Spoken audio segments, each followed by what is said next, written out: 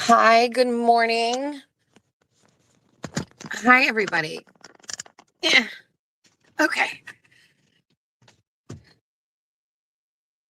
Hi. Good morning, besties. Good morning, Ray from Dallas. We good? Yes, we good. Yes, we're going to talk about that. Good morning. Sorry, we got a little bit late start today. Truth, I was listening to Nurse Kim. Good morning. I can't believe about Rob Reiner. I know my senses are overstimulated this morning, like already. Good morning. Hi, besties. Good morning.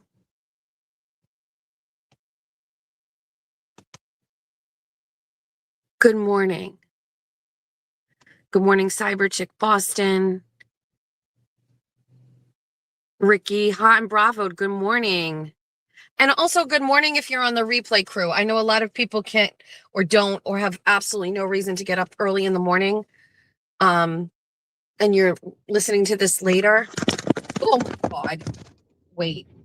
Jeez. Are you guys okay down there?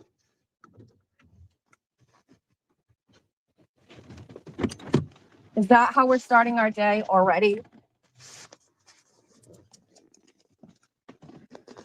Apparently, we're starting our day early, just like that, dropping things. Oh no, what happened? Oh my God. Wait, hold on.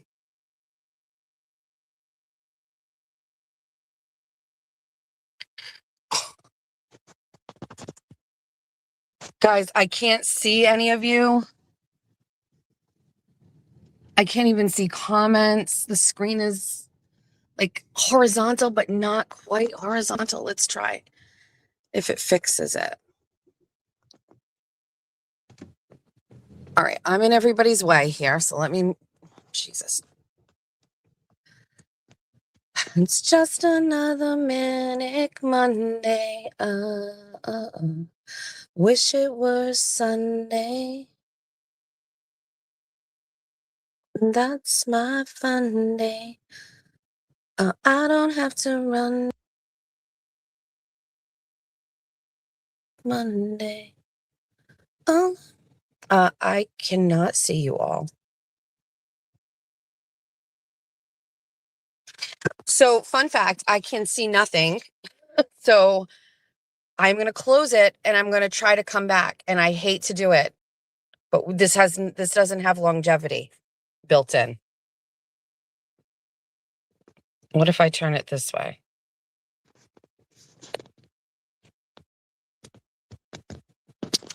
I broke it. Okay, I'm gonna close this. I apologize in advance. This is par. I fixed it. Oh my God. Can you hear me?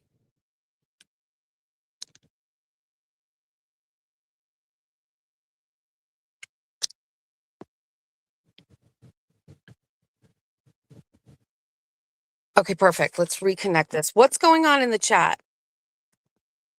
We just listen. Things seem a little crazy right now. From what I'm looking in this chat, we can't have that kind of energy first thing. Everybody, the besties start their day with peace and shit talking. So, okay, perf. Good morning. All right. So, good morning. Good morning, Bay Harbor Beauty. Thanks for keeping my skin looking so beautiful.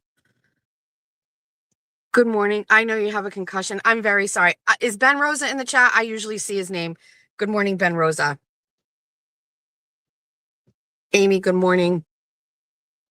Okay, we're secure. Phone is secure. It's Monday after a weekend. I mean, where I was not in, I don't. Good morning, Ben. All right, everybody's here. The gang's all here. We have a lot of things that we're going to try to squeeze into one hour. We're going to try. I doubt it. I just want to say I'm not saying it's because I'm old. I'm saying it's because my anxiety is at an all-time high. I loved going away, but I really love being home. I know this is like I am wondering what is happening with me, because there was a time where my family would go on vacation to the Outer Banks and we would be gone for 10 days because we drive. Because that's another fear of my whole family dying in a plane crash. So we would drive to Outer Banks. So it'd be like a whole day of driving, a whole day of driving back, maybe even a day and a half, because we'd stop in Philly. And I would be gone away from my home for 10 days. And here I am. I have the option to stay in Connecticut for 2 days. And I'm like, yeah, no, we're going to go home. And Jeff is like, did somebody say OBX is your second home? We should talk, because I am devastated at how expensive it is to go there now. I can't even get over it. It's so costly. That's a $10,000 vacation now. And it was not that when I started going there. So we were gifted a great show, tickets to go see Jerry Seinfeld at Foxwoods, and a room for 2 nights at Foxwoods from one of my followers, Tina. She's a big Aiden fan. So I met her. It's the craziest story. I can't tell it. I want to tell it so bad. Okay. I just want to tell it so bad, but it's her story. And I didn't even ask permission if I could tell it, but I met her for a drink when we got there. And it turns out like she's a hot shit. And I think I talked about this on my failed members only live on Saturday, that like I would have hung out with her all night and talked to her, but poor Jeffrey was sitting on the side of me. And you know how Jeffrey is. Jeffrey wants tensions, and it's his birthday weekend. And so I had to say to Tina, Jeff just wants a little bit of attention. And I thought it was great to meet her and sit with her, but it was a challenge after the show, because Jeff was just like, I would like to hang out with my wife. I thank Tina for it, and I was like, I get it. So it was like I don't know how you do it, because if you're being gifted something, I'm very appreciative. I was happy to chit chat, but Jeff was more or less like doing Jeff. And he was like, I would like to go hang out with you. I would like to go upstairs and have sex with my wife, is essentially what Jeff was saying. So, but she's fantastic. And she was so nice. And she gifted us for 2 nights, and we could have. Jeff took today off from work, and he has so much vacation time that he hasn't used. And I was like, I'm sorry. I miss my kids. I miss my dogs.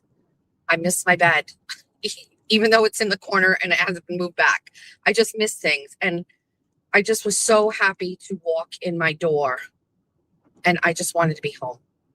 So I don't know why I'm like that now. I don't know if it's because I'm older, because I know a lot of people that they are very happy. Maybe when all my kids are gone, and we're getting closer and closer to that every day.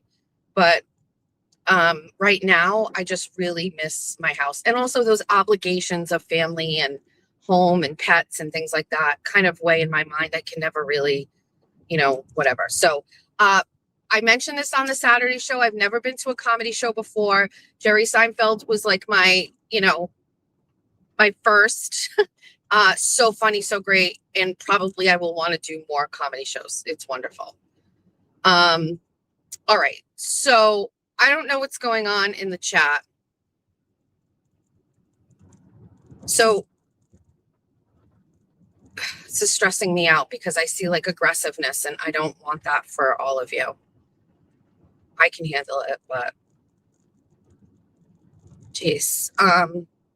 Please do not make me pull over and like interact in the chat, because I haven't had a coffee from Society since Friday morning. Everybody is bashing Ray from Dallas. All right. So I guess we'll hit that first, I guess. So first of all, there are people here who never miss a show of mine, whether it's the morning, whether it's Wednesday or Saturday. Those people know exactly what is going on with this situation with Ray from Dallas. They know everything, and they are the truth tellers and the witnesses to everything that goes along with this. So I have said multiple times how I feel about this situation. And I saw last night, Ray was doing a live talking about this again. I went back because, again, there's a lot going on, obviously, in like life. And I wanted to go back and make sure I remembered the posts correctly that Lindsay posted about going on Ray's show. And I went back last night and I looked at those posts and I screenshotted them for, my own benefit to just remind myself. There was nothing that Lindsay Gattani said on her posts about going on Ray's show about Aiden or Meredith. The post is specifically stated she is going on Ray's show to shit the fuck all over me, okay? She is very clear in what she said she was doing. And I'm glad that it's still there and I was able to go back and read it because I hate to say, but I was second guessing myself. I was like, did I read this wrong? Was I wrong? Was this maybe something for Aiden and I am missing this? And you can go back. It's still on her shit. And it's basically like calling me a fat bitch. I'm going to fucking get Jess Machado, blah, blah, blah, blah, blah. Like, go read it. I'm going on Ray's show for this. And then what happens? Ray puts up a thing. We're going to have Lindsay Gattani on the show. Okay. Well, as I said many times, if Lindsay was going on the show to talk about other things, fine. But Lindsay was going on the show with the sole purpose to shit all over me. And if that's the case, we don't care. But the bunnies and the besties are going to show the fuck up in the chat. They're going to do that. Why wouldn't they? I would do that for anybody. When there's shit going down, I do that for other people too. And by the way, I didn't rally the bunnies. I just told everybody that's where I'm going to be. So a lot of people suggested, why don't you live stream Ray's live stream? And the first thing I thought of was, well, that takes away views from Ray. Not just Ray, but anybody. I think the only thing that's appropriate to stream is Melanie Little streaming court cases. Nobody should be streaming somebody else's stream. That's weird. And maybe I didn't know that at the beginning, but I certainly understand that now. So, but also all of the besties and bunnies know I have FOMO in the chat and I never get to hang out in the chat with you guys. And so I viewed this as a chance to hang out with you guys in the chat. And a lot of people were texting me and what do you do? I was like, I'll see you in the chat. Let's be in the chat. You know what I mean? Let's monitor it. And then nothing for nothing. I'm just going to say, that stream of Ray's got 11,000 views when I looked the other day. I don't know what it's up to, but it got 11,000 views. And I really believe that wasn't because of Lindsay Gattani. I believe that was because of my followers who were going to go there and listen and hear what had to be said. And I understand a lot of people were like, this isn't my cup of tea. This isn't my type of show. And I was like, it is not for everybody, but it's it's a good thing. Let's just wait it out. It gets better. Some people don't understand. It's a different vibe. I come in and I'm like guns a-blazing. Let's go, go, go. Ray takes his time. He goes slow. He plays a lot of music. He plays a lot of clips. He plays Jimmy. It's slow. Where I get what you're used to me. It's like this. We've got a fucking agenda. We write shit down and we cross things off the list. I got a feeling Ray doesn't do that. It's not his style. So I had people saying I'm not sure I can hang. I can't. I said, just wait it out. Just listen. So I've said this. First of all, it's kind of funny, but I come from a place of constant attacks online, constantly people criticizing me and judging me. And I've fortified my thick skin to the point where very little can get to me. I am understanding and patient with other people not feeling that.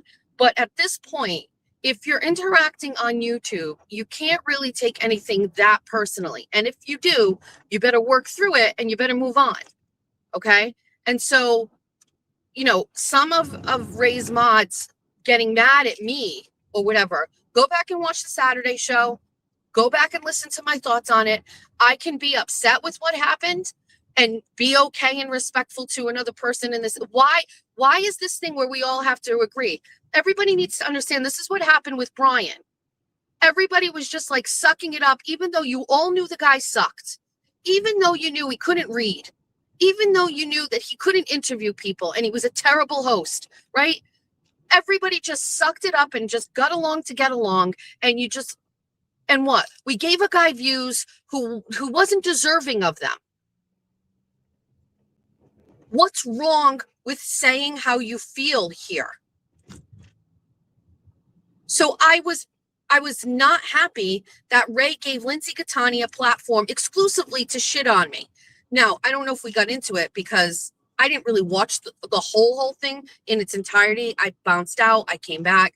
I appreciate that at times he tried to ask her some questions and also to navigate through like other topics to get her off of the topic of me. I don't know if that was intentional, but it happened. She talked about Meredith, and that was kind of crazy. From what I gather, Ray is not like a journalist or an interviewer, so this was his first interview. I think he did great. I was actually surprised he asked some great questions. The problem is that it was designed and the whole intention was to shit all over me, and I wouldn't do that. People pushed back and said, well, you did that with the Kate Peter thing. My intent with Kate Peter was to ask her questions. That was my very first interview as well, by the way. My first show, my first interview. I probably would never do that again. I'm getting a fucking coffee.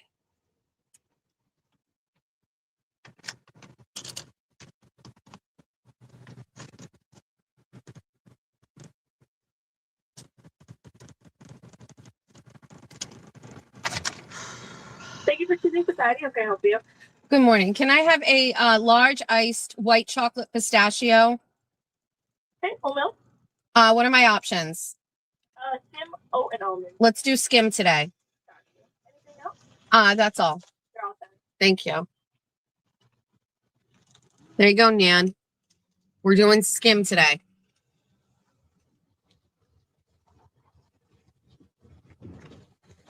Just doing that to fuck with everybody.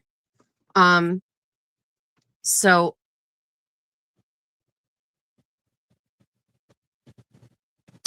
all right, so I can't see any comments also.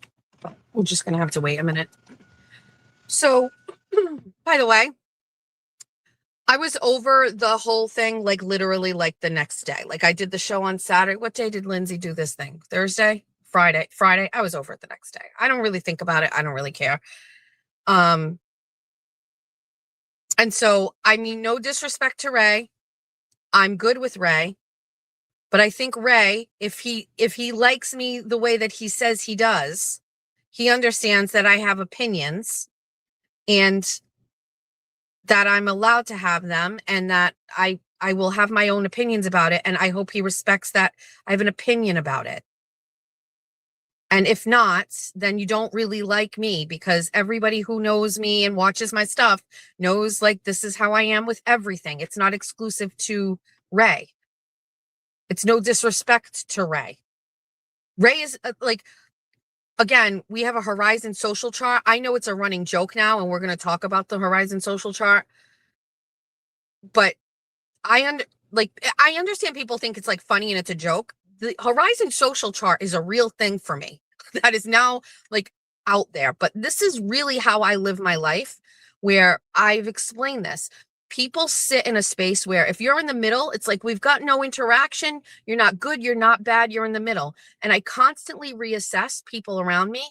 That's for my own protection and my own life. You know what I mean? So like, I just keep myself in check with people. And also in this industry, and it's not just here, by the way, I could do a whole other Horizon social chart for politics. You know what I mean? Ben Rosa would be at the top. You know, Jim Lyons would be at the bottom. Jeff Deal would be at the bottom. You know what I mean? Like I have a whole other set of people that I like, I know where I feel about them. And that is something I do all the time. It's also good for me to reflect on shit. You know what I mean? Like, has this person really done something to me? Or do I really just think like maybe because they're associated with another person? You know what I mean? Like Nurse Kim is a really great example of that. Nurse Kim is friendly with Jen Altman, right? Jen Altman is like the CEO of Cunt Central. Okay. I can't put Kim down there. I can't put Kim down there at all. You know what I mean? So I have to like reassess and be like, okay, very easy for me to be like, well, I don't fuck with Kim because she's friends with Jen Altman. I have to think about that. And I go, should I get upset with her because she's friends with Jen Altman? The answer is no. You know what I mean? So I maintain Ray on my Horizon social chart is above the line. He's not high on the line because I don't interact with him. I don't have any, I don't talk to Ray. You know what I mean? So, but he's above the line. He's a good one. He's a good guy. He's on the good side of things in my world. And and that's it. And so, the mods are getting a little defensive. I love good mods. You know what I mean? I don't have any. I have my girl Lauren, who I've known since I was in like fucking kindergarten. And I'm going to be adding a new mod today. Some of you know Cyber Chick Boston here in the chat. And I just want to be honest with you. She has been asking to mod, and I'm going to give her a try and let her in. She's on all the shows, and I'm very happy to have her mod. So you're going to see her as a mod. And by the way, this is something it took me like 3 weeks to think about because I'm not really sure. I don't like giving power away, but I feel like she's here enough and she understands how I run things. If you've asked to be a mod and I haven't, responded yet, just give me a little bit of time. I recognize as things get busier and bigger, which I think it's long overdue. We need some people to kind of keep things copacetic. You know what I mean? And we also don't want Lauren to have to work so hard at this. So that's pretty much all I'm going to say about it. I'm sure there's more that I can elaborate on if I read some comments, but I mean, no harm or foul. I don't like it that the show was like billed as, a shit talking thing about Jess Machado. But whatever, I'm over it. Like, okay, you do another one, the bunnies will show up to that one too. I don't, and also I don't tell any of my followers or fans what to say in chats. We're adults here. People can say whatever the fuck they want. I for one allow everybody to talk in the chat. Only if something is really egregious and is throwing people offline does Lauren eliminate what's going on. Like stuff about my kids and stuff that gets taken out. But like you're allowed to have an opinion. I like to see a little bit of combat going on in the chat. I like to see people, speak up. It's fun. I enjoyable. Speaking of the Horizon social chart, unboxing on Saturday, somebody sent me a dry erase marker set and an eraser. And when I came home from Connecticut yesterday, there is a big ass dry erase board in my foyer that my mother brought in that was delivered. And so apparently we now have a dry erase board for the Horizon social chart. I don't know how I feel about this. I kind of love the paper version. We're going to have to try this, I guess. We're going to try it. We have to revisit it on Wednesday because we've had some people obviously ask to be moved. I think some people are moving without even being asked. It's just a fun game we play. It's just a fun game me and the bunnies play on Wednesdays. No big deal. No biggie. Since I'm sitting here, let's read some comments. Dry erase.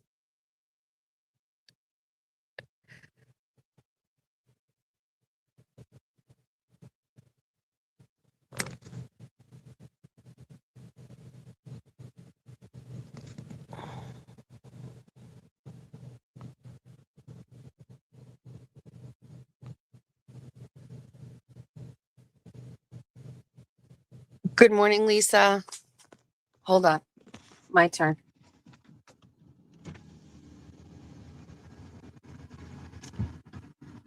Oh, they decorated for Christmas. So cute.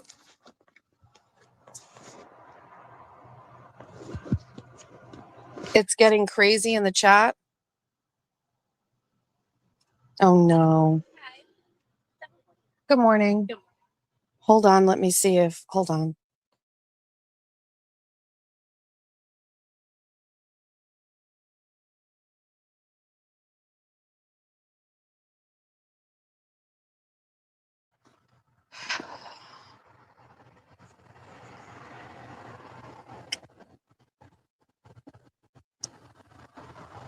I'm reading. Hold on. Hi, Iced Coffee Addict. Good morning.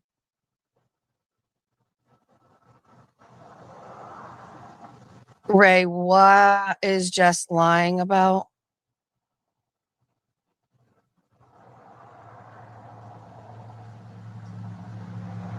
Hold on.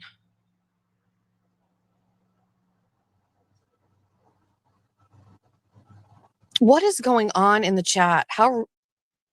Well, some people may say I deserve that because all the bunnies showed up in his, but this is like our like morning space, sir. I don't know what's happening, but please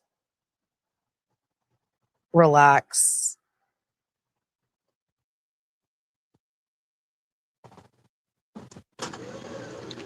Thanks, babe. You too. Hold on.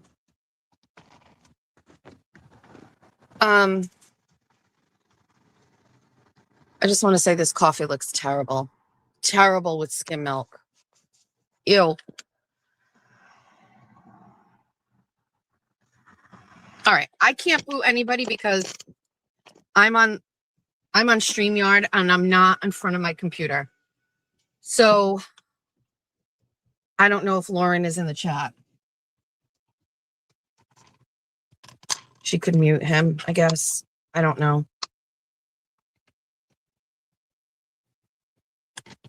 Ew.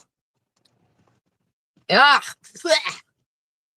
Yuck. Why did I do it? Why did I do it? Fuck. Ah, I hate myself. Skim milk. Gross. Okay, listen. Here's what we're going to do. We're going to continue our stream and we are not going to look at the chat. Let's just move on from that. Okay. So let's talk about a couple of other things that I wanted to talk about. Yesterday, when I came home from my trip, I hit the ground running. Like, we got home, we slept really late. We didn't leave the room until 12. We grabbed something to eat at the Sugar Factory, which, by the way, hot take, Sugar Factory at Foxwoods has a better breakfast than they have a better dinner. The breakfast was freaking phenomenal. Now, I wasn't feeling great, and I know it has everything to do with the heat in the hotel room because I sleep with a humidifier. And I hate to sound like a crotchety old woman, but like, I'm just telling you, I really just was uncomfortable. The room was amazing, but like, I need things to just be so. And I woke up and my throat was so sore and I was hungry, and at Foxwoods, it's just kind of mayhem. And we went down to DraftKings, and I knew that you could not get into DraftKings without a reservation. They make you pay for the tables there or whatever. But we were going to eat there, and it was like a standing bar area. And I was like, I just want to sit down. And Jeff was like, let's go to Sugar Factory. And I was like, huh? You know, Sugar Factory has those big bowls with all the fancy drinks. I was like, ugh. He's like, I'm sure they've got some good stuff there. Listen, I had a Belgian waffle. It was fucking to die for. Jeff had like this skillet with eggs and potatoes and sausage, like just like the best tasting food. It looked good and tasted good. I have regrets though, because on the menu, they have like these big cinnamon rolls. Like, they're big, I guess. It's like a thing. They have a Dubai chocolate one. And I'm not kidding. I may drive straight back to Foxwoods to go get it because I didn't get it. I couldn't justify it. I know it sounds crazy. I'm cheap. And I was like, I'm not going to pay for my breakfast and also get this thing for like $18. I don't know why I didn't get it. And I've been thinking about it. I wonder if it's good. Like, I wonder if it's good. It's Dubai chocolate cinnamon bun. It has all the things. I didn't get it. So now I will obsess over this thing in my head. And one day I'm going to be doing this, right?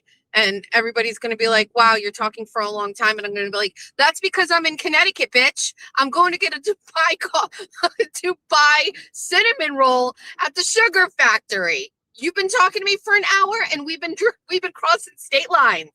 We're going to go get a snack. We could do it right now, actually, but I would kill I cannot do that. I could. Should we? Should we do it? I'm in sweats. Can you imagine? Can you imagine me just rolling straight into Foxwoods and schlepping up the stairs to Sugar Factory and get one Dubai fucking roll and then just leaving and turning around and coming back and talking to you guys the whole time? We'll see what Tuesday brings. Anyway, that was that. Now, we came home and what did we do? We stopped at Walmart to get some things, right, for the house. And then I walk in the door and I get right back into Sunday routine. It's by the time we walk in the door, it's 6 o'clock, even though we left like very early, like we just, it took the time, the drive, we stopped, whatever. I get in the door and I'm like, between the minute I walked in the door and the time I put on my apron was probably like 25 minutes.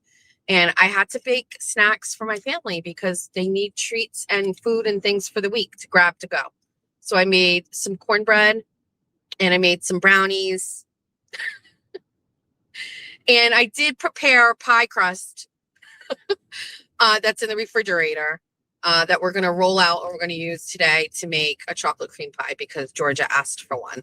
So I was baking last night, and while I was in the kitchen, I was so happy, and I was just responding to messages and catching up on things. And I was just like, I'm very happy. I miss Julia very much. She called me and we FaceTimed for a minute, and I've got to say, I'm really proud. I don't even know. You know me, I'll start crying, and we're going to try to keep it like light, but I'm going to tell you something. 3 things happened like for each one of my kids like this weekend, and I'm just beaming with pride for them. Also, I'm slowing down to recognize things a little bit, and I recognize that like there are some not small things, they're big things, but I look at the things my children are doing and I have just immense pride for them. It is an unmatched level of happiness. My daughter FaceTimed me from her home that she owns with tenants.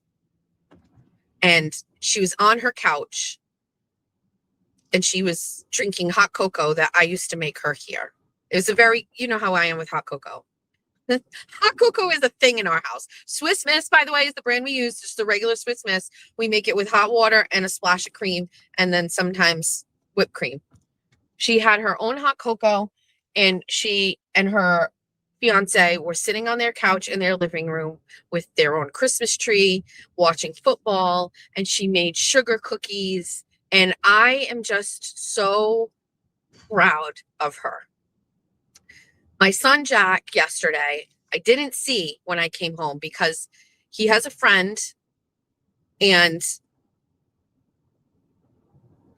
his name is, I won't say his name, but so I find this is worth talking about for a lot of reasons, because I live in a town that's 98% white. Okay. Somerset is 98% white. And in my son's high school, there were like, 2 African-American kids in his class. And my son is friends with the both of them. And there are some racist people in this town. Okay.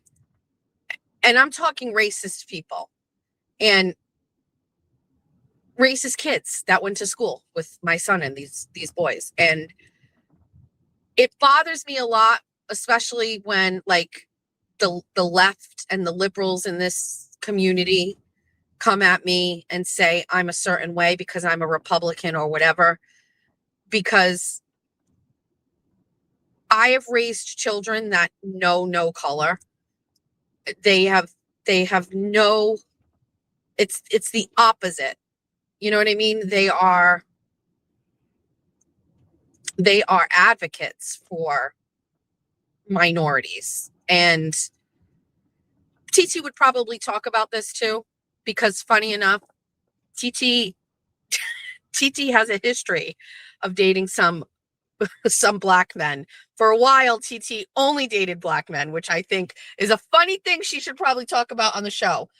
Not funny, but I'm just saying like how the people in our family were about that. And as you can imagine, not good. But my son's best friend is black. And I think that I'm very proud of my son for seeing the world the way I see it. And I'm proud of Georgia and Julia for seeing it that way as well. And when my son is with his friends, I'm always proud because my son had Asperger's or was loosely diagnosed with that on the spectrum when he was younger, and friendships and socialization was the hardest part for him. And to watch him develop friends with people who have such diversity, I'm unbelievably proud of that. And so yesterday when I was leaving Foxwoods, he called me and he asked if he could. Now my son's almost 20, but he lives at home. He goes to college. He commutes. He asked if he could go out because he's been kind of keeping track of the house while we've been gone. I said, yeah, that's fine. We're going to be coming home. I was like, where are we headed? And his friend is at a church, and he's a musician, and my son plays music with him in high school, and they are starting like a band. But his friend was playing at a church thing, and my son went to go support him. And I was so proud of him in that moment where he was telling me, he's like, yeah, I just want to go and support him. He's going to be playing at the church. And I was like, I was just very proud of him. You know what I mean? Like, I just think there are kids out there, teenagers, that would never do that. Never go to a friend's church, and maybe there are. I'm just saying in this town, it's not really like that. You know what I mean? It's not like that. And then I don't know why I delved into the whole part of it, but I'm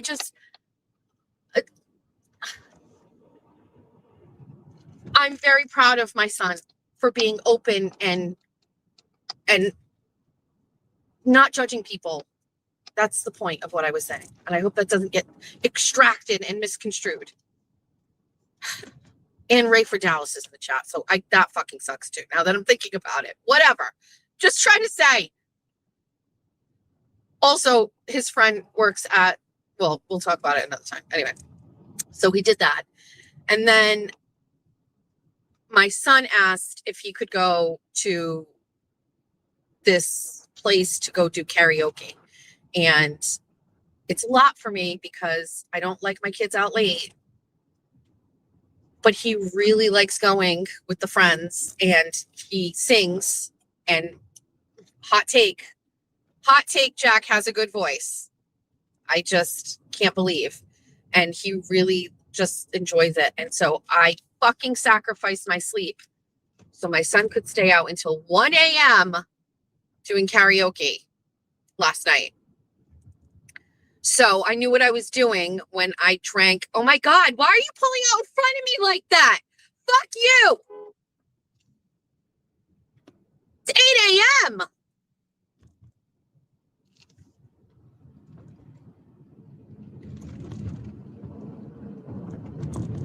Jesus, my heart is racing.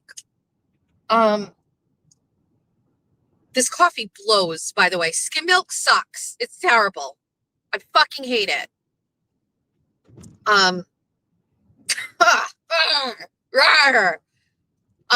So we stayed out and he went and did karaoke, but I drank a Diet Coke at like 7:30. So I had some caffeine because I wanted to stay awake until he got home safely. But I cleaned everything in my kitchen. You know what I cleaned? Okay, I have like a ton of pans that go in my oven. Cookie sheets, pizza sheets, muffin tins, like a 1.5 inch depth pan. I have like a bunch of them, and there's no real place for them other than in my oven. And so they come out of the oven when I use the oven. They go on the kitchen table or whatever, the dining room table. And I'm just going to say, like, these pans take a beating. And sometimes they don't get cleaned completely all the way. And then I just have a stack of fucking pans that I'm constantly taking in and out. There's going to be a solution to this. And I don't know exactly what it is. Anyway, I fucking just sat there and played music and cleaned every pan. Some were clean. I just cleaned them all. Every pan got a clean. Every one of them got a clean. So that's what I was doing for like an hour and a half last night. And checking the chat or whatever. And not chat, but my messages and texts. Which leads me to the next thing. So I was going through messages and I saw a message from someone. And it wasn't a very nice one. And it has to do with this community content. We're going to get to Aiden in a minute, by the way. I haven't seen the chat, but I'm sure people are asking and my take on this whole thing. Anyway, so I think now that I'm getting like a little bit more views and people are, giving money and things like that, it's a really weird place where I know nobody's allowed to talk about it, but you know me, I talk about everything. Why are we going to lie? Why are we going to hide? Why are we going to do these creepy things? Right. So listen, more than 60% of the money that I earn from YouTube and doing shows comes from ads. That number changes all the time, like based on whatever. I look at my dashboard all the time. More than 60%, 62% or something come from ads. So if there are people that don't give me a cent just by watching my shows and then sharing my shows, that generates ad revenue for me and I get paid. Okay. So this is a weird thing people don't want to talk about. And there's like a taboo thing and we're not supposed to talk about it. And I feel like I'm going to talk about it. The second thing that happens is people give money during live shows and streams. If you watch me, if you go back to my very first streams, I didn't know anything about that. There were no super chats. I didn't know what it was. I didn't know what that meant. I had no idea. Go back to the first few Jess Machado shows. It's a joke. I was like, I don't know what that means. What does that mean? The YouTube community clearly knows more about it than I did at the time. And then over time, over 3 months, 4 months, I've learned that this is a thing people do. They donate money during live streams, and then you read those comments. Some people read them in real time. If you're on your phone, I'm assuming you see those comments highlighted. But then at the end or period, I have no rhyme or reason. When I see things pile up on the side, I pull them up and I start reading them. I try to get to I get to everyone. Occasionally I will skip because of just the way it looks like on my screen. But like, if you're donating money during a stream and you want to contribute to the conversation in that way, I will accept that. Also, I also read a ton of comments that aren't done that way. I know there are some content creators, they only put comments on the screen that are paid. That's not me. I go by what besties are saying. If something is relevant, I post it. Of course. Like, what do you mean? I want to chat, like chit chat with all of you. I want to be in the fucking chat. So there's that. Second, my Venmo and my PayPal are on the screen because there are people that don't want to do that. So that is up there as an option for people who want to contribute or whatever. I don't understand people coming at me and saying like I'm out here grifting and trying to make it about money. If you know me, that is the last thing this is about. This was about building a platform so that next year when I start doing stories, I have a platform now big where I can talk about them. The money part of it is sustaining all of what I do.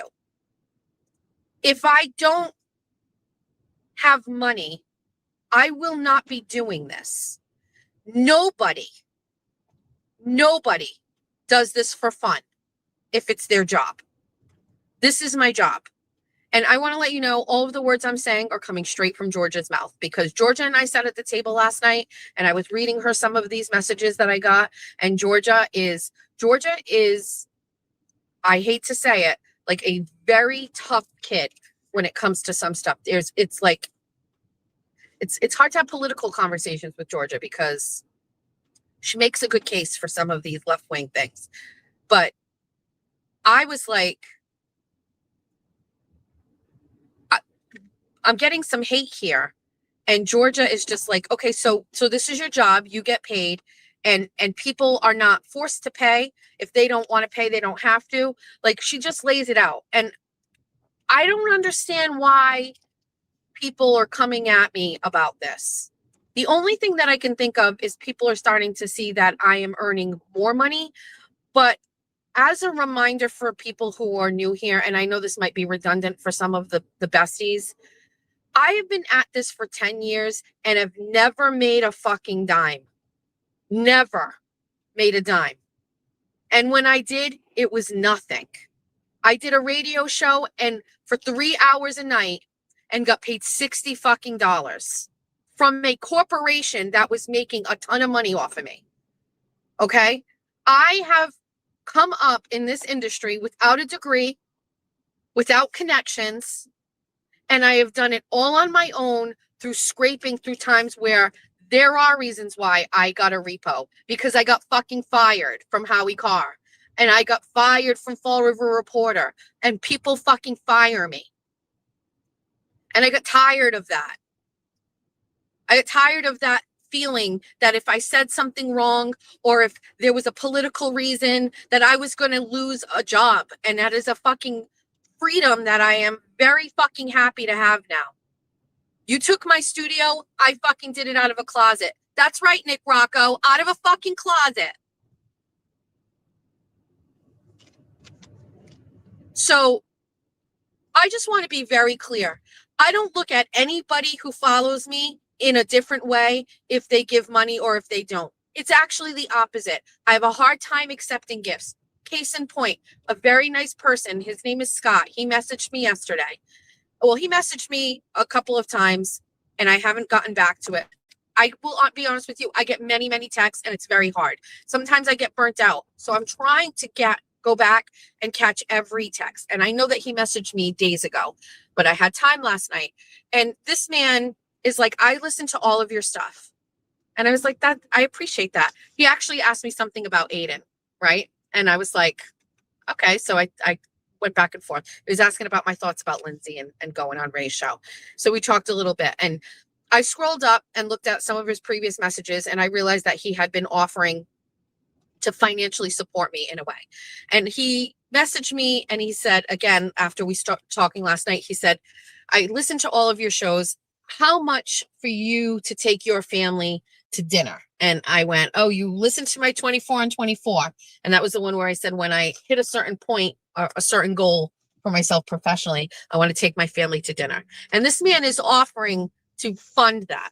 And I said, I have a real problem with this because it feels not right. And one of the messages I got from somebody was said, the devil is in this and it's all going to come back to you and you got to pay the piper. And there's a price for this hot, fast money through social media and being a content creator. And I struggle with this. I don't know. There's another part about this where people don't understand. Me talking to you is cathartic for me. This is my therapy. Oversharing or sharing my thoughts on things is for me. That's how this all started. And if you're a real bestie, you know that it really started with being raised by a psychotically strict, abusive stepfather who wouldn't let me say anything and wouldn't let me do anything. And hiding that for so long and me wanting to be able to be free and tell my truth about that, that is where all of this comes from.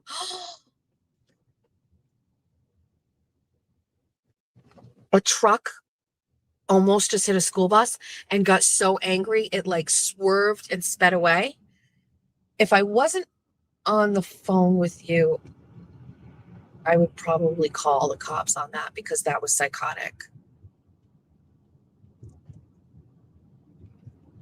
Huh. That was kind of weird to see. Anyway, sorry. What was I saying? Oh, I like to chit chat and I like to talk because of my own trauma. It makes me feel better. I love to share. It's just who I am. And TT corroborates that. She knows. She knows that it's like, I just like to chat. I like to overshare. I don't like to hide. I say all of the bad things too. Makes me feel better.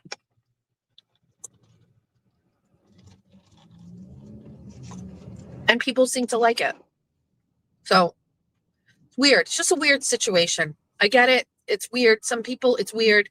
I don't know. I feel a lot of guilt. I feel bad, but also at the same time, I'm so excited. You know what I mean? Like, I'm looking, who, I don't know, people won't talk about. I'm looking at my December payout that's supposed to come 4 days before Christmas, and I want to cry. I want to cry.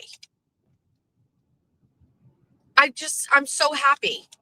And by the way, I'm so happy because my December payout, as amazing as that is, my fucking January payout, I already beat my December payout already in December. I mean, like, how does that work? How do I say it? Like the first month, okay, I don't know how to say it. My December payout, which I'm getting, is my November money and ad revenue, right? My November number was one thing, and my December number is double that. It's almost double, right? So from October to November, I doubled. Now from November to December, my goal was to just beat my November number. I have already beat my November number. Like, what's today's date? The 15th. I've already beat that. So all of the ad revenue that will come in between now and the 31st of December is already over what I made last month in ad revenue. So just from people watching my shows, like, and yes, the supers and the chats and all of those things are also part of that, but like the ad revenue is already, it will be double. I will probably do more than double. Why I'm so fucking excited about that. And I am like, I get so mad when I see comments of people like saying mean things about it. And I'm just like, I don't know. Like, I don't hate people that are doing well. I'm happy for them. I would like to be that person one day. So I know we're not supposed to talk about it. And somebody's like, oh, you know, it was like Jess is the biggest grifter and blah, blah, blah, blah, blah. How? What do I do? I talk. How is it grifting? I built a platform and a channel. YouTube like pays me. That's what content creation is. And I would like to think that it's wholesome shit. You know what I mean? And it's not fake. And no offense to Melanie Little. That's different. Or Andrea Burkhart. I'm not talking about the law tubers. Take that away.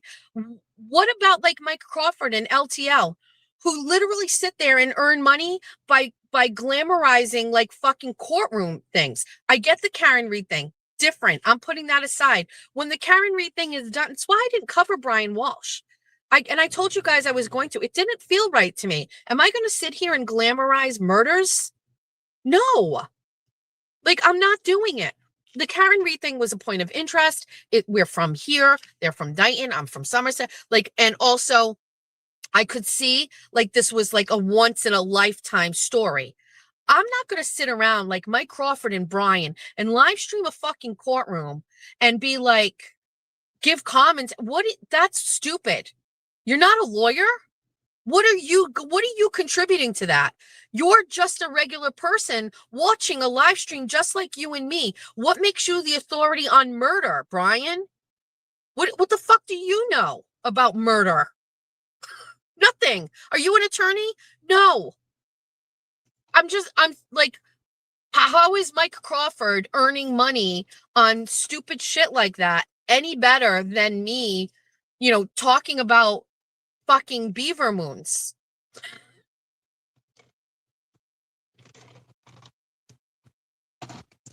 I don't know. That's where I stand. So that's it. It's also, a very serious reality that if this doesn't make money, I can't do it anymore. We've got a very small window here. You know what I mean? I don't know what this is going to be like, but and by the way, when I say I doubled that money, when I say I doubled my November money, that means we doubled a couple $100. We're not talking $10,000. Somebody said I made $10,000 on a live stream. You're out of your fucking mind. If I made $10,000 off of a live stream, there would be fucking signs, okay? This would be coming to you live from my fucking Mercedes, and we would be in a fucking somewhere else. No. We're talking I doubled from $300 to $600 the first month. Relax. It's not a lot of money. But also, I would like to be able to say, can I continue to do it, please, and leave me alone? Thank you. Okay. How do I feel about Meredith's post about Aiden calling her? I wanted to bash my head up against a concrete wall when I read that.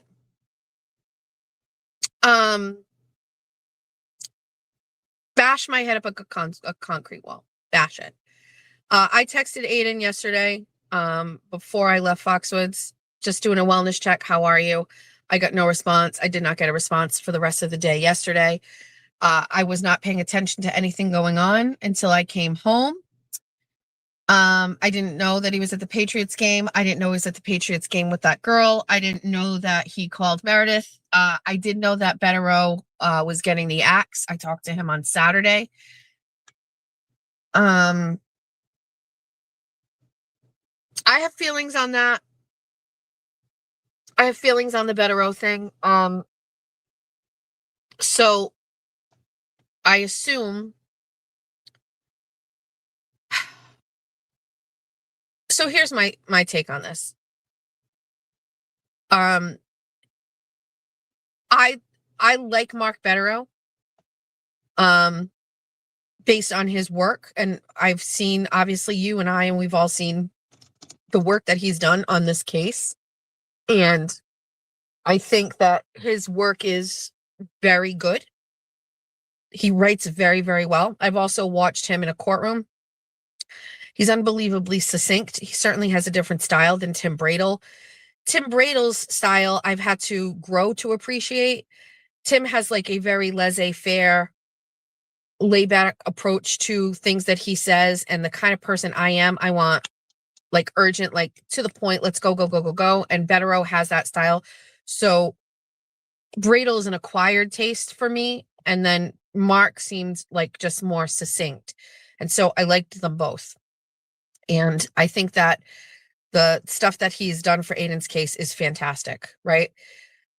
I personally don't look at Aiden's antics as a reflection on Bradel or Mark.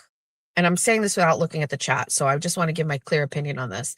So I think that it's actually the opposite. So this is a hot take.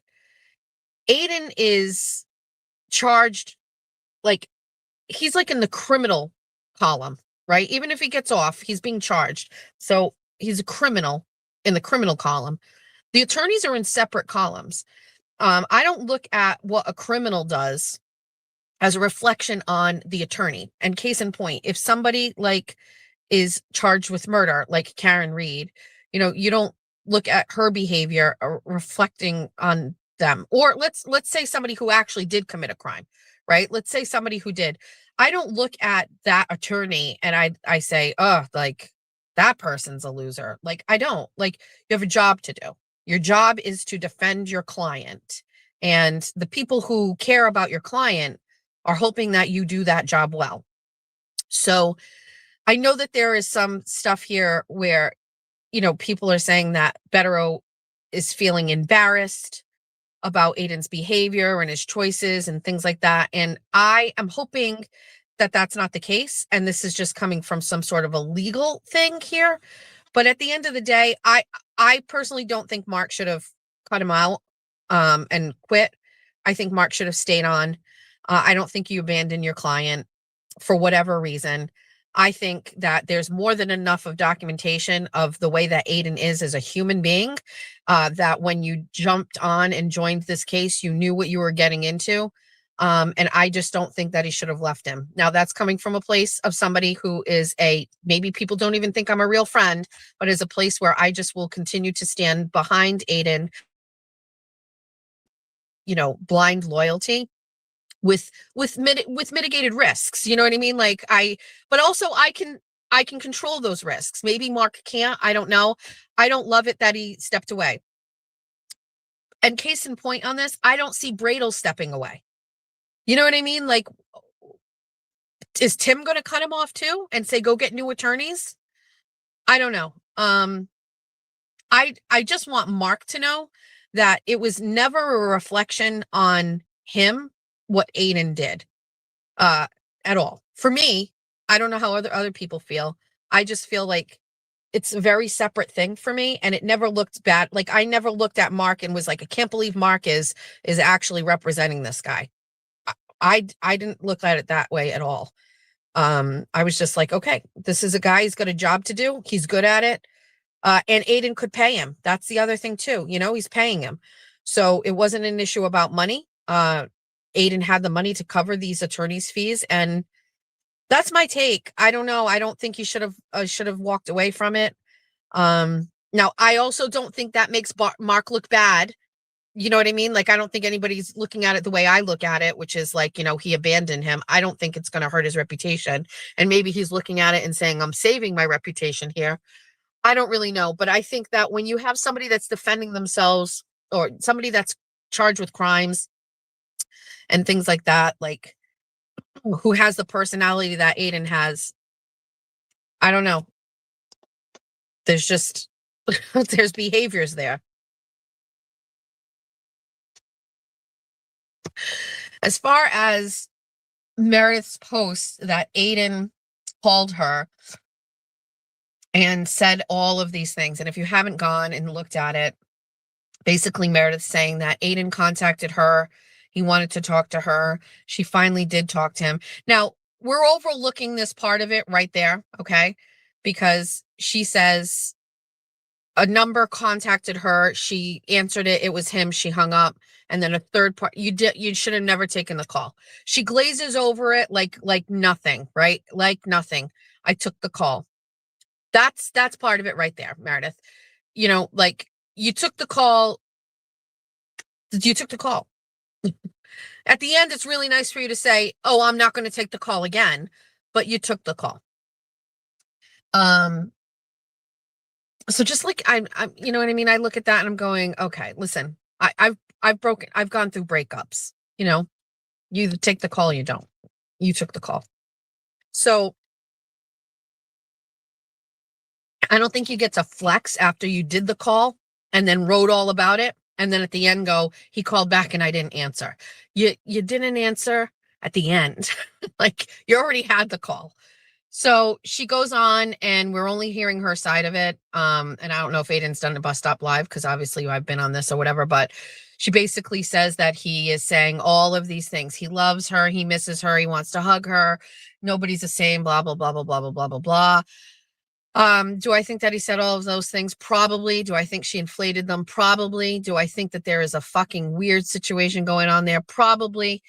Am I disappointed that Aiden did that? No, I don't care.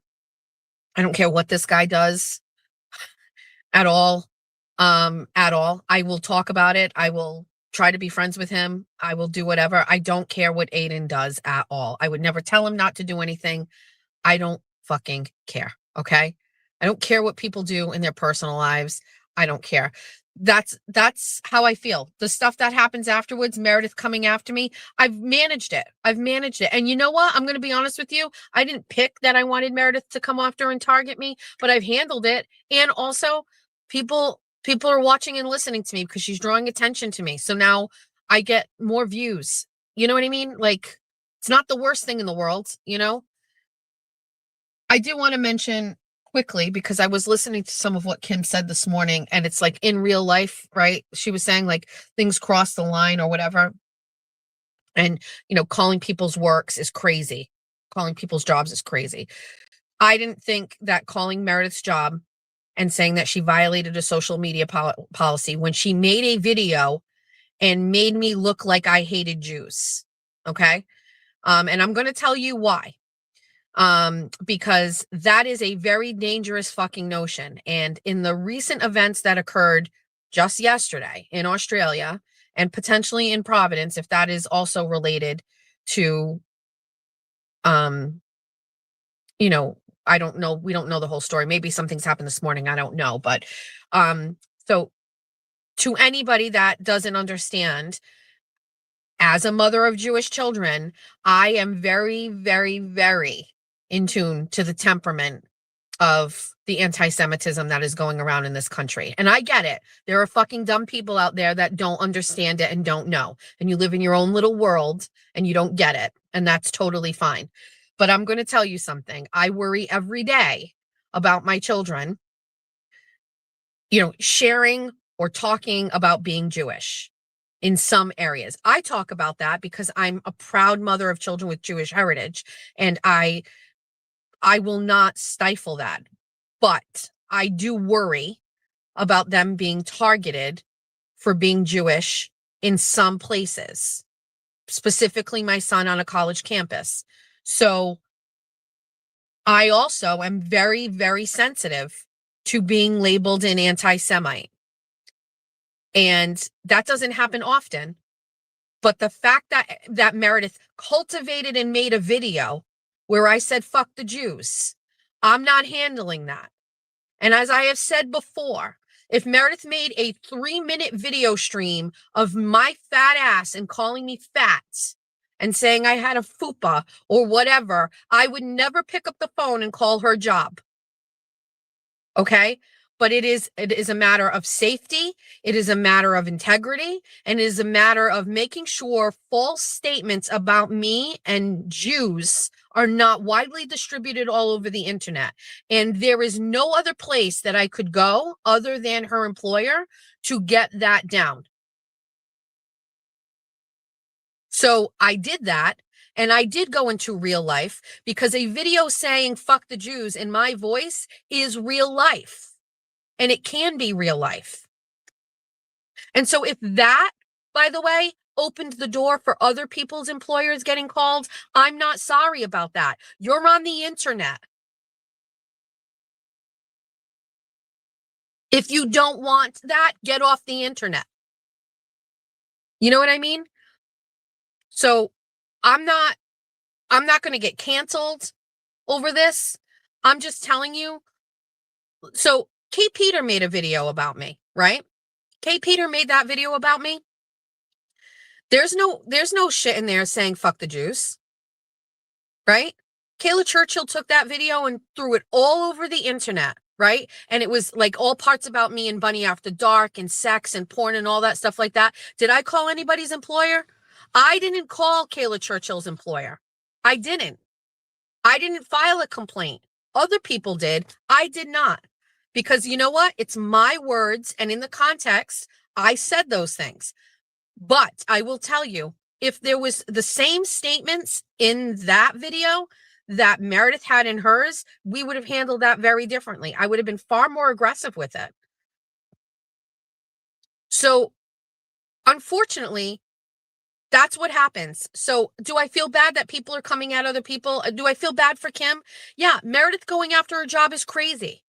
But I'm sorry, there's a line here, and the line is that I'm not going to be called an anti-Semite, and I'm not going to have this situation happen with my kids and all of the stuff like that. I can't really see the horizon with that and what it looked like, the landscape, but it just felt like something bad could happen because of those statements, and I'm not here for it. And so you know what?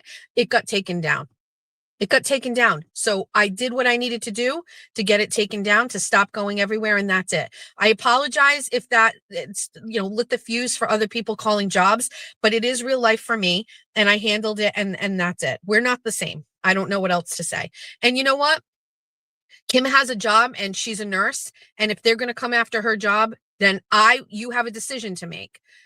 Don't go on the internet anymore or go to the job. You know what I mean? Like if you go away from the internet, maybe they won't call the job anymore. Maybe you have to take a step back for a while. I don't know, but it's not my fault. I can tell you that. It's not my fault. Also, you're dealing with a level of crazy with Meredith that I think people are really underestimating. Really crazy. Somebody that spends the amount of time doing what they do, these long posts, this all drawn out stuff, like that is crazy. What a waste of that's a significant amount of time. So, I mean, no harm to anybody. I hope everybody is okay with all of those things, but it is real life for me. And by the way, it is also another level of real life for me because I lost my studio over posts on social media. That's real life. That was my business. And I had to pivot and figure another way out really fast. Maybe you should stop saying that phrase during your live so people can't continue to use it.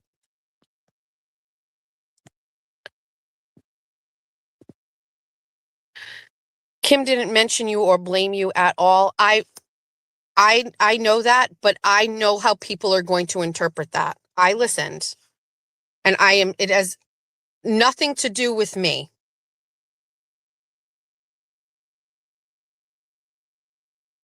Aiden said Bettero is still his attorney. Oh.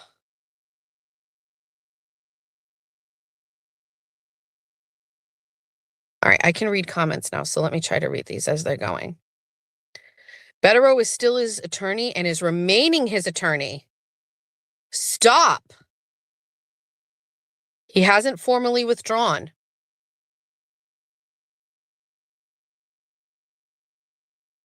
He just said that in his chat 2 minutes ago. So why did Meredith put up a post and say, wow.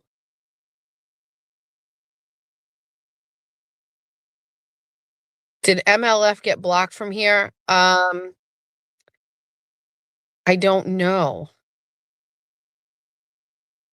Aiden is saying he's still on. Why are we believing Meredith? I mean, that's a pretty bold thing to say. Like I talked to Aiden and said, you know what? Why are we believing Meredith? I don't know. Wow. Nurse Kim wasn't talking or referring to you.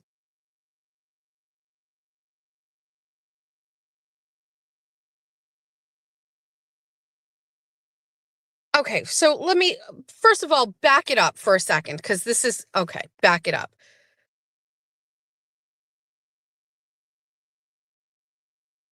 So Meredith is absolutely saying, so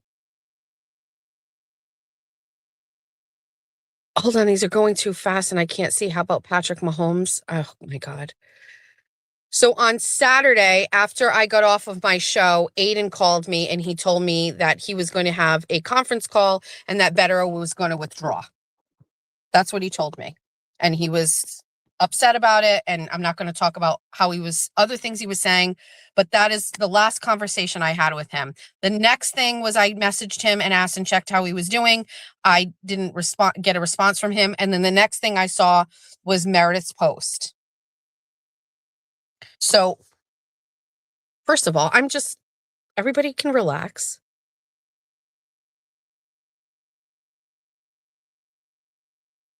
Melissa Hendricks, I'm on Aiden's page. I don't see, it was Meredith had put up a post. You saw the question by many, so now you're buying time. Who, me? This is very hard for me to follow these comments.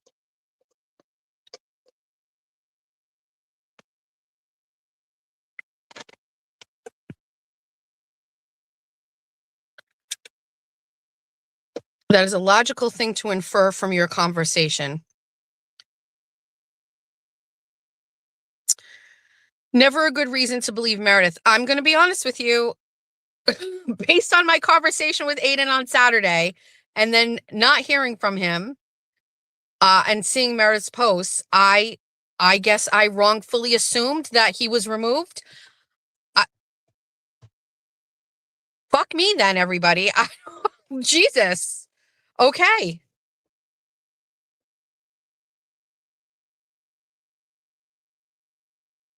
Wait, people are being so mean to me today.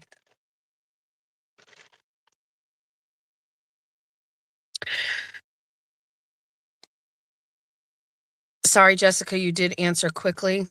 Time will tell. Nurse Kim wasn't live Sunday, and he's not committed to go on panels. I can't see that one anymore. Maybe he wants to see. Maybe they worked it out, not just our business. It's okay as long as you know now. I'm so bummed. I agree. Leave Jess alone or don't listen to her if you don't. It's all right. It's fine. Everyone needs to go back to bed. Go back to bed. Good morning. I don't care about the haters. I'm just like all of you. First of all, by the way, I didn't know about Meredith's post until my phone started blowing up and people were like, "Did you see this? Did you see this?" And I'm like, "Oh my God." And listen, I'm normal. I was just like, well, that's that. What happened on Saturday this is what happened. I'm assuming maybe Aiden is embarrassed. Could be. Let's get another let's get another song on YouTunes. Sounds like Aiden made it. Did I hear correctly? Aiden fed Jess false information. No, that's not what happened. It wasn't feeding. Ay, ay, ay, ay.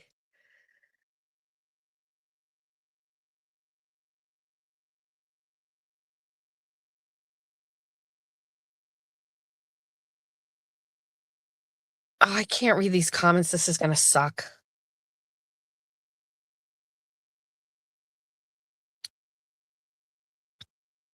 Let's pivot from Bettero. Listen, I would like to withdraw all my statements about Bettero based on new and facts information coming into the chat. I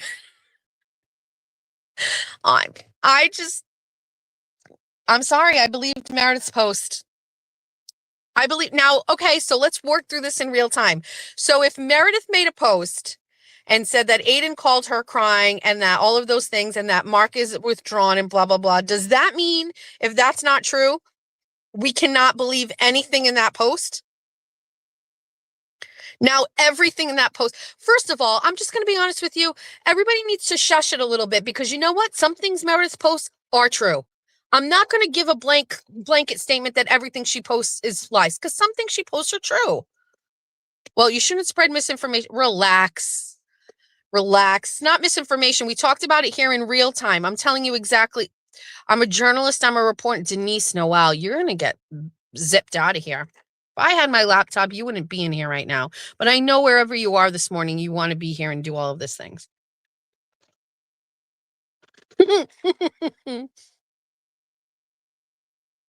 This is why we don't fuck with our morning coffee. Trolls. Meredith posted all the call logs. That's true. But I don't know. Well, I mean, if Turtle Boy told Jess the same thing on Sunday, it was Saturday.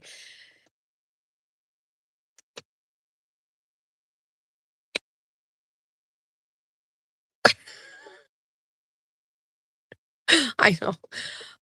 Never skim milk. This is a mistake. Skim milk. She also said Lauren was at his house. So can't talk about that.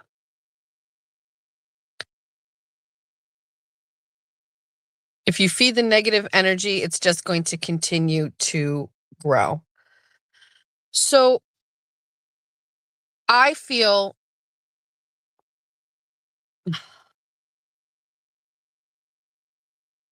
who is trusting 5150? You know what? Because what she posted about Aiden calling her and being sad, that sounds like something Aiden would do. That sounds like something this guy would do. You know it and I know it. You all read that post and you were like, oh, here we go. Like this, I'm laughing about it. It's not funny, but I'm very sorry. It sounds like something Aiden would do.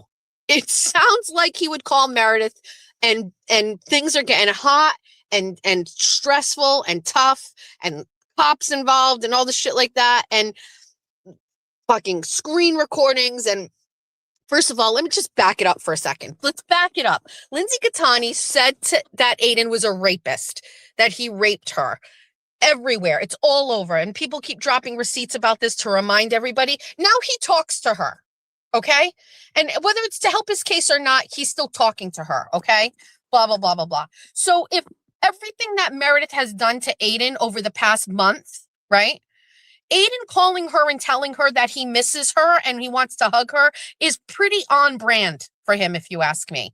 So I'm very sorry if I believed that, because it's not incredulous. It didn't have that kind of shock value. It didn't have I can't fucking believe he would ever do that. It was, I can't believe this motherfucker did that. That's the kind of reaction I had to that. Not, there's absolutely no way. Nope, nuh-uh. It was like, God damn it. That's how I interpreted it. Okay. So let's just get something clear.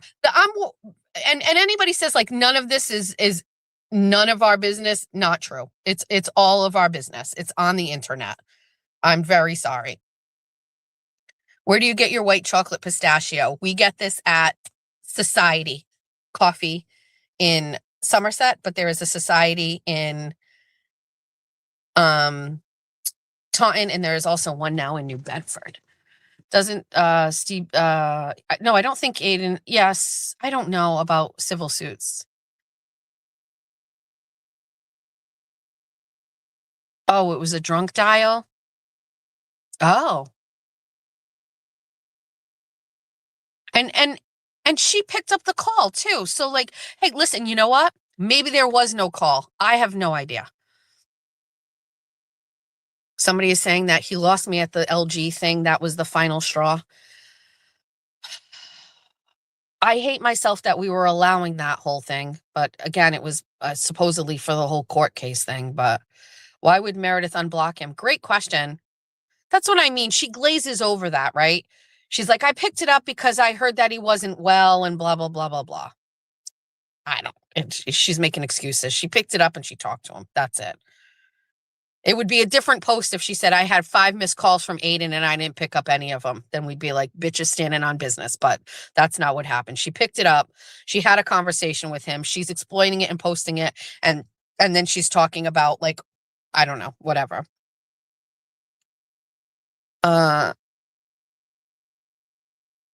So that's how I felt about it. And I'm going to be honest with you.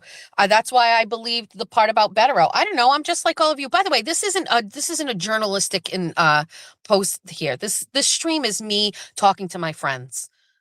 This is not me like, writing out something on a Substack and being like, Mark Bettero, left Aiden's case. This is me talking to all of my friends here. Did anyone try turning the internet off and turning it back on again? She said, someone said TB was talking. Oh, it's too fast. If LG leaked their new sex tape, who wants the clout here?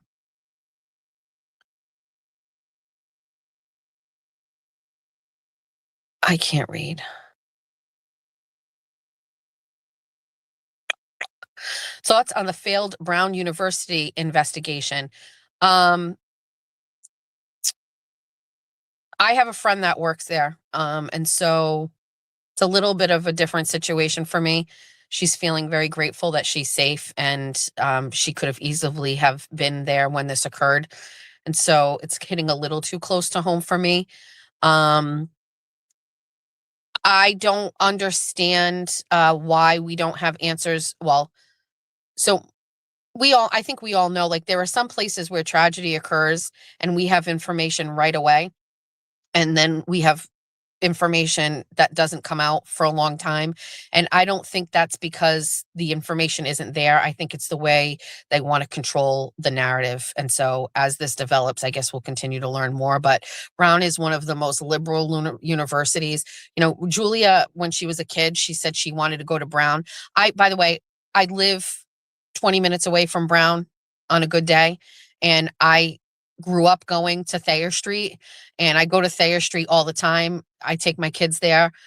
we're in that area all the time. If you don't understand Brown University, if you're not from around here, it's a university. It's not like Bryant University. So Bryant University, for example, is like you have to go through a long drive. It's an exclusive campus. It's isolated from everything. Brown is in a city. It's in Providence. It's downtown. There are businesses on the side of school buildings. It's just immersed in the city, and it's a very weird thing. And so for me, it's one of the reasons. Well, first of all, Brown was off the table because it's too far liberal and it's an Ivy League school. And Julia just, didn't quite get to that level. But Providence College, for example, is in Providence, obviously, and it's the same thing. Some of these buildings are just nestled amongst city, public, private buildings and things like that. And it was when we toured PC, that was our biggest concern, was safety. And it was like, where's the line between the city and the college campus? And so unfortunately, if they can't find the person, you're in the middle of an environment where they can just slip away. So I don't know. I mean, my take on that is, where are the surveillance cameras? How do you not know anything? To be honest with you, I was spending more time watching video footage from what happened in the Bondi Australian shooting at the Hanukkah celebration on Bondi Beach. The video footage from that is riveting. And again, the anti-Semitism is just rampant.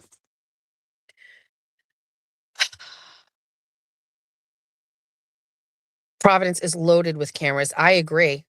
So next week, Turtle Boy will have members only wedding. How things quickly change. Aiden said Mark is still, it's going too fast. They just keep it hush hush while they search. Yeah.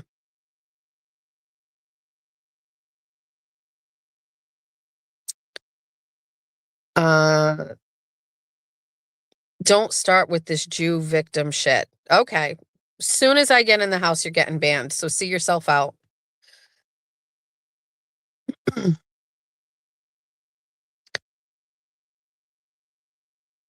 I do complain about my drink every day. It's worse today. So what's true? Did you hear it from Aiden, or are you going by what Maris? Okay, relax. I'm going to say this again. I am telling you exactly what happened on Saturday after I got off of my live stream. I was getting ready to leave and pack, and Aiden called or texted me, and then I called him back. And I said, how's it going? And he said, not good. He said, Bettero's going to leave the case. I'm distraught about it and I'm upset. And I was like, okay. And that is what he said to me, that Bettero was going to leave the case.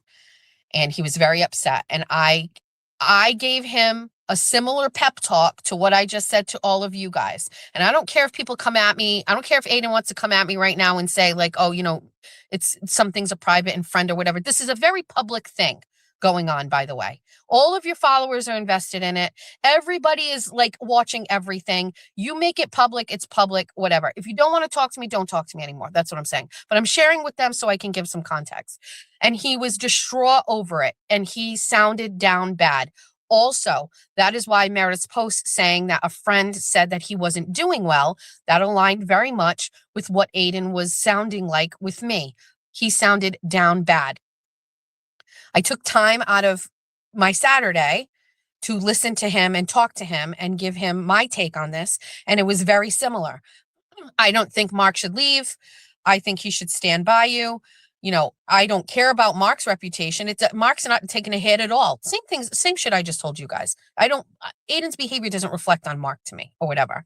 And he was like very upset. He said Mark was leaving the case. So that's where it was left with me. And then he said that he had a conference call and that was it. And then I checked on him on Sunday. I didn't hear from him. The next thing I saw was Meredith saying, I talked to Aiden and he said Mark's not on the case. That came up last night. So I am apologizing now if I took all of that and made the wrong deduction and for 7 minutes talked about it that way this morning. I am sorry. Somebody put a mark on my journalistic integrity, please. Jesus Christ. This is a very fluid situation. We're working through it in real time. And you got a Bus Stop Live this morning and he says Mark's still on it. Great. So then I'm hoping that he will take the time to explain the stuff with Meredith. Why would Meredith say this? Did you talk to her? What'd she say? How did that conversation go? Did you cry like she said? How much of what she says can we say is true? 0, 10%, 100%, 90%? Where are we at? Because you know what? I am like one of all of you people. We just want to know what's going on. We want to know. It's getting a little fuzzy. We have no idea. We have no idea what's going on. We don't know what's going on. Somebody just tell us. It's very complicated. We need to know where to invest our emotions. He's never going to keep his business private. It's not going to happen.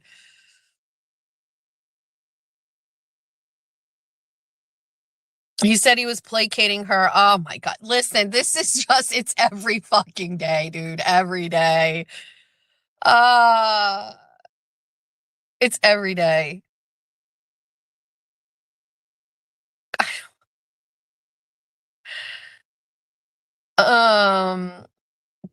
Good rumors. What does this say? Go eat some breakfast. Can't make this shit up. Stupid, can't reason with crazy. I hope Mark stays. Koala should focus on what happened in his own country. I think Eden needs to stop telling people his business. No closed campus. Look, everyone who ran with the lies.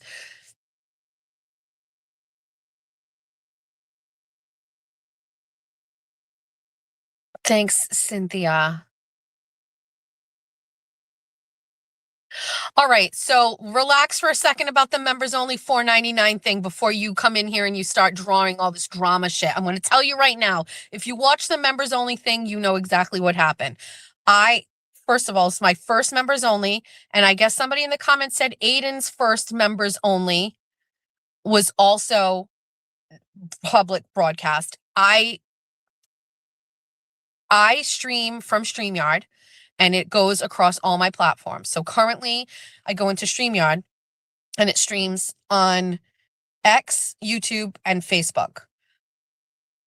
When I created, I Googled it, right? And I was looking at how I create a members only.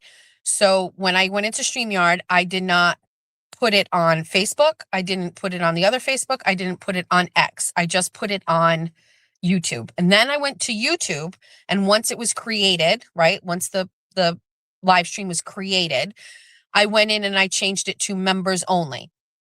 I do not know why it didn't do that. I was working off my phone. I know that laptops are a little different. I thought it was simple as that for my first one. I didn't know. And so it's on the agenda today to look at it and also to schedule a new members only. First of all, the members only thing here, by the way, I had a lot of members before and I streamlined this to make it easier at the suggestion of other people, which I did. I understand that some people now don't like it, but I got 0 feedback before I did it. I talked about it on shows and I said that this is how we were going to do it because I talked to Jimmy and this was Jimmy's take and Jimmy is successful with this. So I was like, that sounds like some good advice because I had all these levels, but I couldn't get, like, what are you getting for it? You know what I mean? Like you're subscribing and some people don't need to get anything, but so if I had all these levels and I did like a private members only live stream, then who gets it? Like all the members? Like that sounds confusing. So Jimmy's whole take on it was, okay, 1 level, got it. So I let everybody know we did it. Then I tried to live say, listen, every single thing in this is a learning process. I think all of the besties get it, that it was the first time. I opted to try to shut it down and the besties are so generous. They were like, no, leave it open. Okay, so we left it open. We're going to do another one. I don't know when it's going to be, but it will be this month or whatever. You know what? Maybe I'll make fucking Bunny After Dark private. Can you imagine? So I don't really know. I don't really know about the member stuff. I just want to let you know, like, it took me a long time to even figure out the membership stuff. You know what I mean? Because I didn't have that at the beginning. So I have faith that over time, just like everything else, it all gets worked out and it's fine. There's nothing nefarious about it. I didn't do this streamline thing just to do a membership drive, so to speak, and then have a membership video, members only, and then it not be members only. That was not how it worked out, sir or ma'am or whoever you are. It wasn't about that. It was just we're doing this, and then I was like, okay, now we're going away, so let's do a live stream that night. And by the way, did you watch it? It was a hot fucking mess because I was buzzed at the beginning, and then I couldn't find my husband, and then when I found him, he was angry. So it was just, we will not do that again. Okay. Do that. Oh, the money you make. Oh, Bunny After Dark is, I cannot deprive Ben Rosa with the timestamp 9:15. Thank you. Don't judge TB. You don't know what Meredith has against him. He is fighting to stay out of jail, and everybody, I don't judge Aiden ever, but I am absolutely, totally 100% allowed to criticize or make comments about it. I don't care. Imagine the trolls not being able to view Bunny After Dark. Can you imagine? I would have such guilt about making Bunny After Dark private. I could never do it. I feel very protective over Aiden today. So do I. First of all, I'm not like some people. Like, if he really did call Meredith and cry to Meredith and say he missed her and hugged her, I'm just letting you know, based on him and the person that I've talked to, I feel like that is very on brand for him and that he is probably very sad and misses the good parts of his relationship with Meredith. I believe that. I would never judge him for that. I would never, no way. I don't care. That's fine. But we're going to talk about it because we talk about everything else. But I'm just saying, like, I don't judge him for that. I didn't judge him for talking to Lindsay Gattani. Do what you need to do. I'm here to just be like this, like, little gentle support in the background. One of many people who support you. I'm not judging him at all. Oh, why does he just keep fucking up? I don't know. It's crazy. And he knows that. I think he's self-aware about that at some points, not all the time.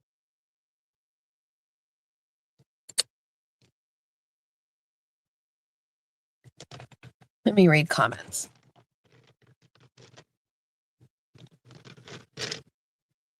He doesn't get a pass. He doesn't get a pass from me. Aiden has the ability to never talk to me again. If he doesn't want to talk to me, I would be sad. But he doesn't have to talk to me if he doesn't want to. He probably misses anything at this point. Who could blame him? See, that's the shit I hate when you become friends about okay, like this shit with listen, okay. I just want to say something.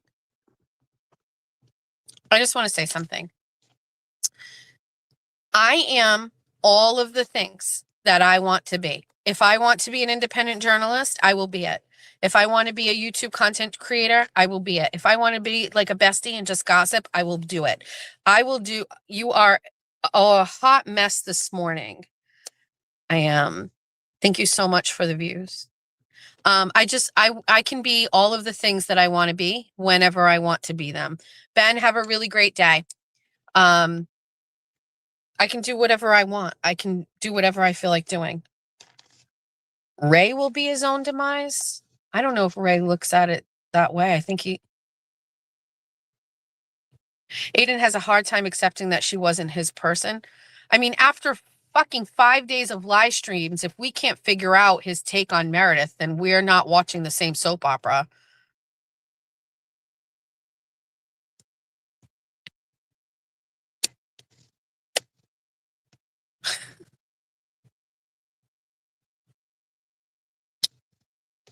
There is a saying, if you want your secrets exposed, tell your best friend. I deserve an award for the silence I keep. Ray loves Jess and the bunnies, as he should. TB took down all those live streams about, he did? Wait, did he?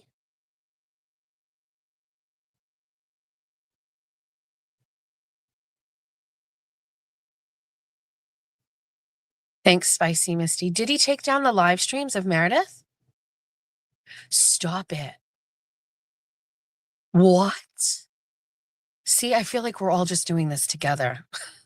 I don't want to, maybe I don't want to talk to Aiden anymore and I just want to be one of you. Like if I say I'm not friends with him anymore, can we go through this whole process together? Because I feel like that's the thing. People are like, oh, like she's friends with him. And so like, can we do this together? I would rather be here. Wow. Are you clutching your pearls? No. Wow.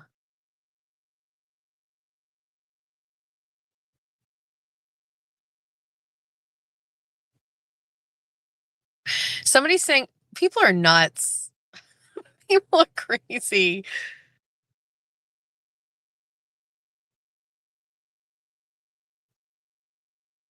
What happens to taking a break from the friendship? When was that I did that? And it was for like 4 days. She has him by the balls. I feel like you're not the friend you pretend to be.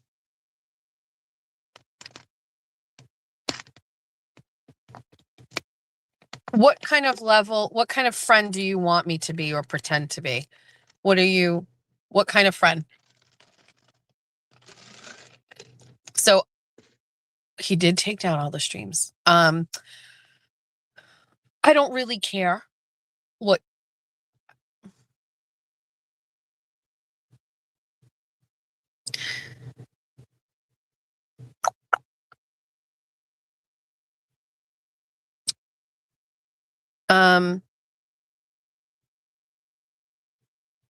Somebody's saying he confirmed. Everybody here is saying, I don't know. I can't believe everything I read on the internet. So people are saying his drama is getting more dramatic, if that's possible. Aiden is a self-saboteur. I like that word, saboteur.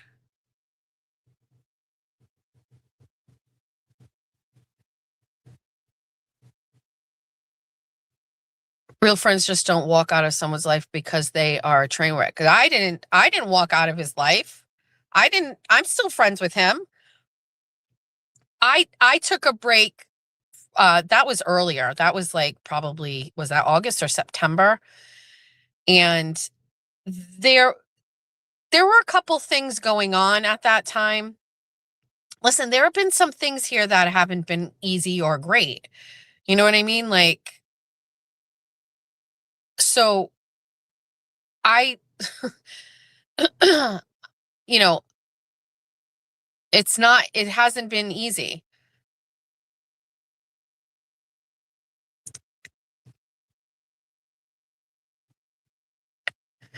The trolls are in here today. Moon's over my hammy. Hi. But don't worry. Cyberchick is here. I just haven't been able to add her as a mod. She's going to get added and she can take care of some of these things. Lauren's working. Tough to always support friends that make poor choices.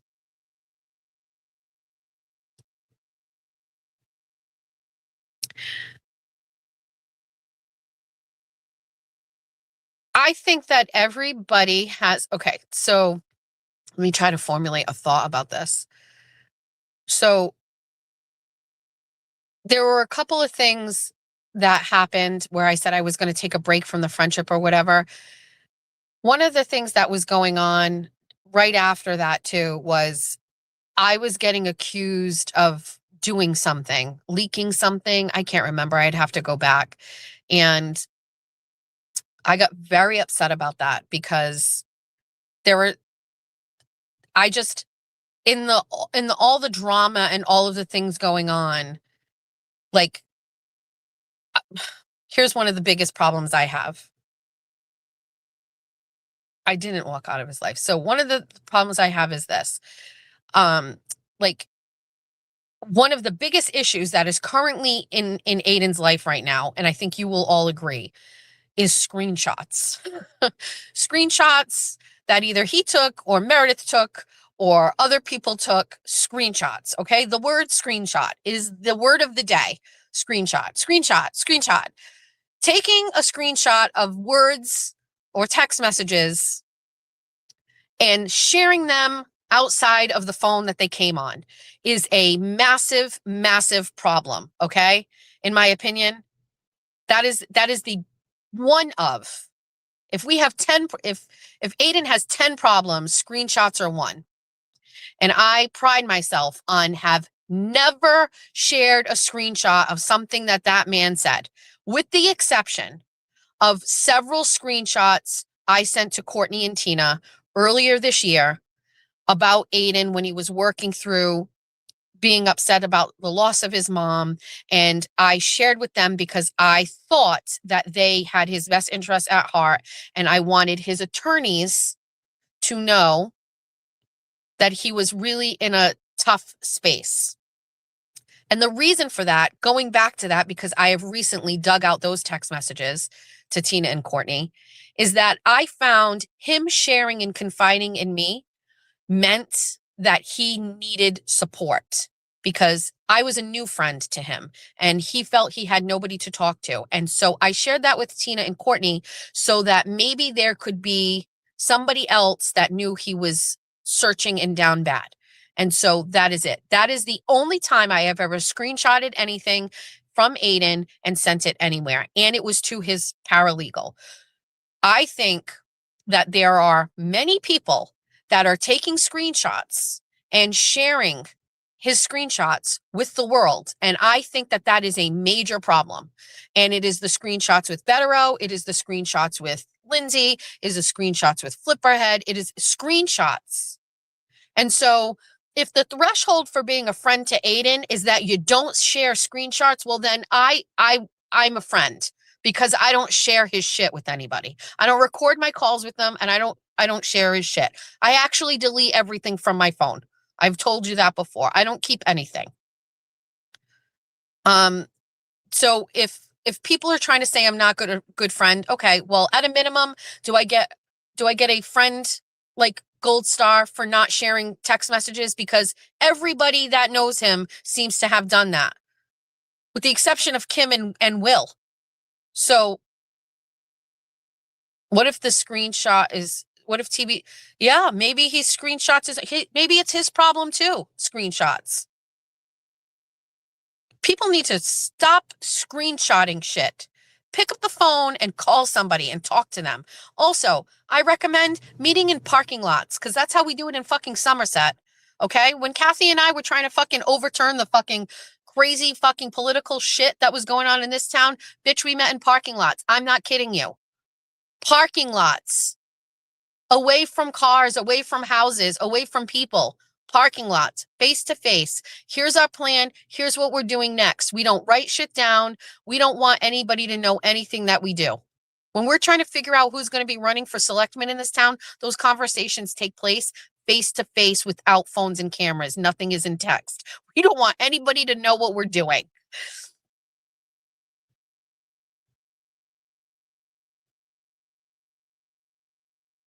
So did Aiden really pick up the phone and call Meredith? I don't know. I don't know. I think now, if Aiden is saying Bettero is on the game, we can't believe anything that Meredith said. We can't believe that he called her. We can't believe that he cried. We can't believe it. If you called Meredith's workplace, what did her boss say? Investigative. Okay, here we go. I didn't call Meredith's workplace. I went online. I looked at her social media policy for her company. I felt that her video about me was in violation of that. I called the number and somebody did an interview with me on the phone. I have the not the screen record, but if I look through my phone log, it'll show you that. And they ask you questions to determine if there is a need to contact HR.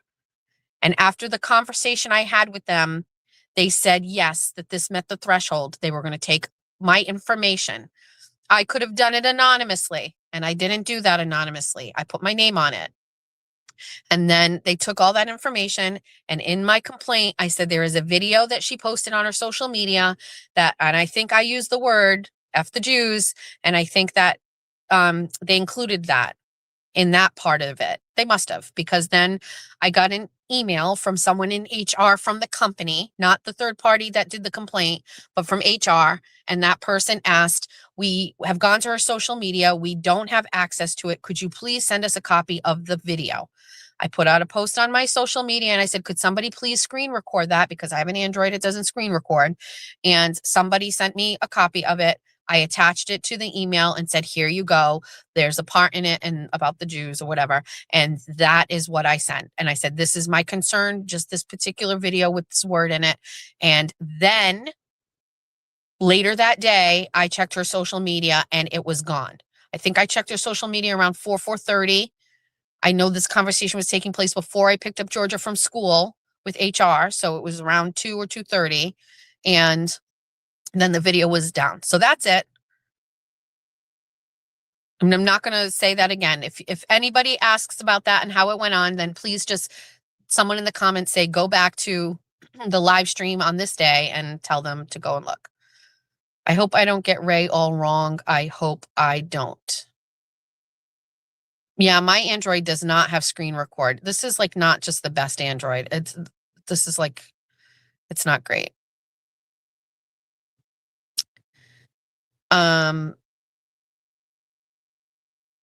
Don't lie to us, Aiden.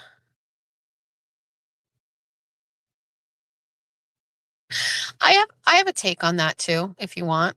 Do you want it? My take is sometimes I think he does lie, but it's like wrapped up in another situation. And so he can't tell the truth because it's wrapped up in something else. I think it's safe that he does lie to you. And I think when he does, he always comes back and he says, well, this is why. So you either accept it or you don't. Do you know what I mean?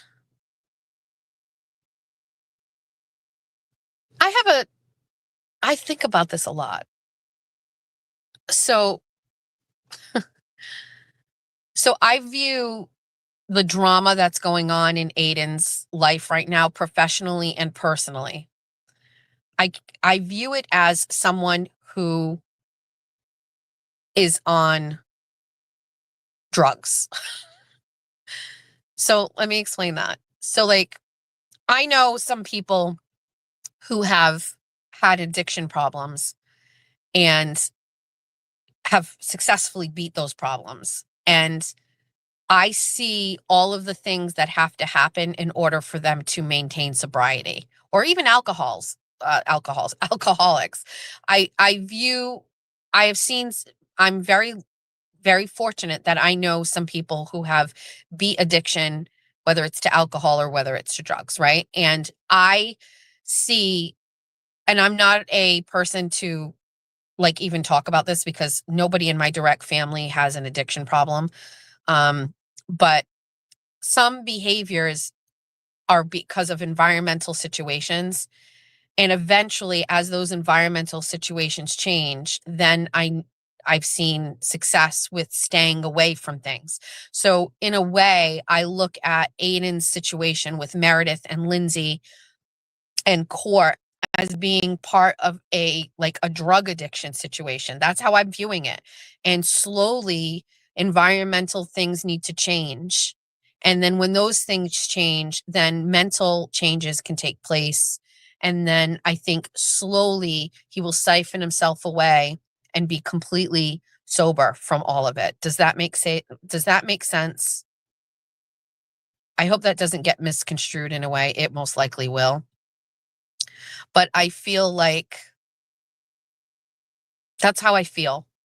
I feel it's like a cycle of things. And I feel, and so that right there, sobriety is based on honesty, especially with yourself. Yeah, that is a great thing to bring into this. And I think that is definitely a part of what will make Aiden successful when he gets out of all of this, is having that self-awareness and that honesty.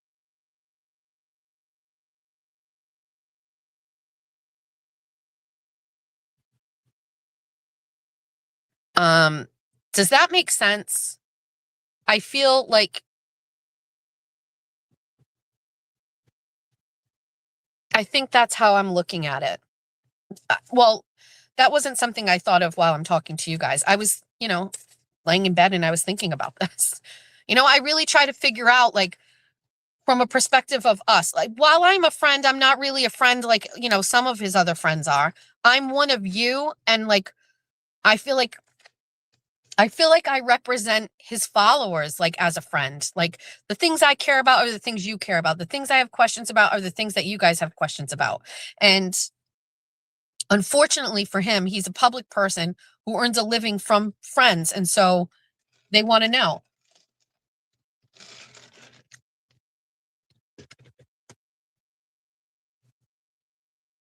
I want to read some of these. This looks like interesting. I want to read these. Everyone is viewing it through what Meredith and Cryford is putting out. Meredith has, why do people think anyone owes them the truth about every detail? Well, that's another part of it too. I feel like everybody should really just set the bar low when it comes to stuff. Meredith is also stalking him. I hate to admit it. I work in HR. Oh, I missed that. Sorry. Recovered alcoholics and PTSD complex.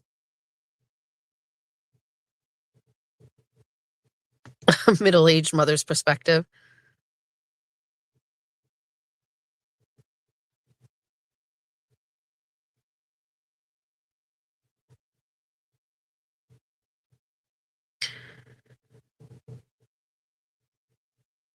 He knows you'll tell him the truth, but that's not what he wants to hear. I haven't seen the piece that Kate did on him. I tried to stay off the internet yesterday. I just came to like kind of respond to some messages I had from people. And then also I checked out Meredith's post because it was sent to me. If he called her, it would be to try to lower the temp.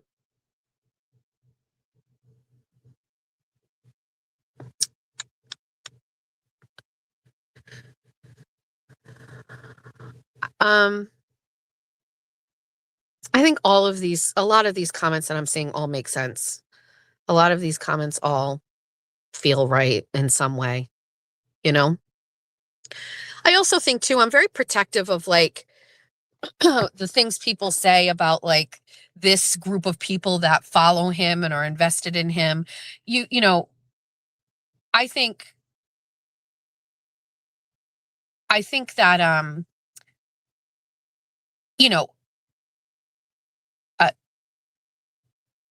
it's hard. It's very hard.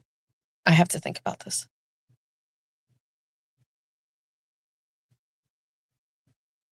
You look very pretty on Saturday, Jess. Thanks. I can get a little glam every once in a while. And then, of course, my husband wanted to change into sweats as soon as we were out of the show. So anyway, someone also challenged me the other day and said, let's see if you can do a show or have the followers and not talk about Aiden for a day. Or do it without talking about Aiden. First of all, no. Second of all, yes. Third of all, not right now. There's too much going on. We need to work through it in real life or whatever. But I can tell you, I put this challenge out to Mike Cryford and to Brian LTL. Do a 3-hour live stream, right? And not talk about a court case. Do a 3-hour live stream about something that you've created in your mind. Talk about anything other than a court case and see if people will listen and follow you for 3 hours. Okay. I think the problem is that we know that you can't. And Mike Crawford and Brian continuing to come at me. I want every one of you to know, I know that is rooted in the fact that once I stepped into this arena, that they were going to be outworked by me.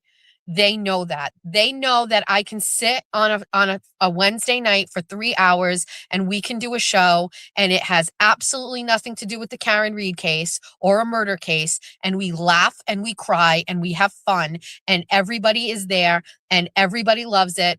And they can't do that. And I 100% know that their hatred towards me is rooted in the fact that I came in here and people are like, wait, we have options? We have options. We don't have to listen to insecure men sit around and fucking bitch and cry and talk about murder cases. And by the way, give almost no opinion, just fucking like have other people on and do the heavy lifting for them. We have options. I know 100% that is what those guys think. That's why they hate me so much. 100%. Those guys cannot be content creators because they can't create anything. They have nothing.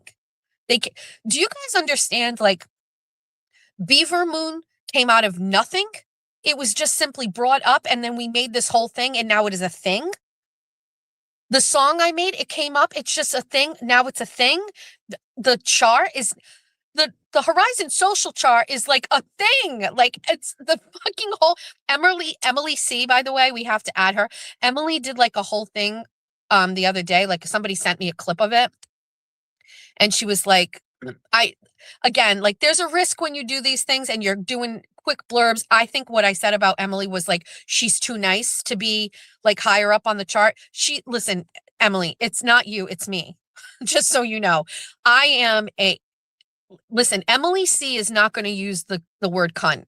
Okay. So she's not, she is like very sweet and very nice. And she's like kindergarten teacher-esque. And so we can't move Emily C up high because she's too good. So I think that's how I said it.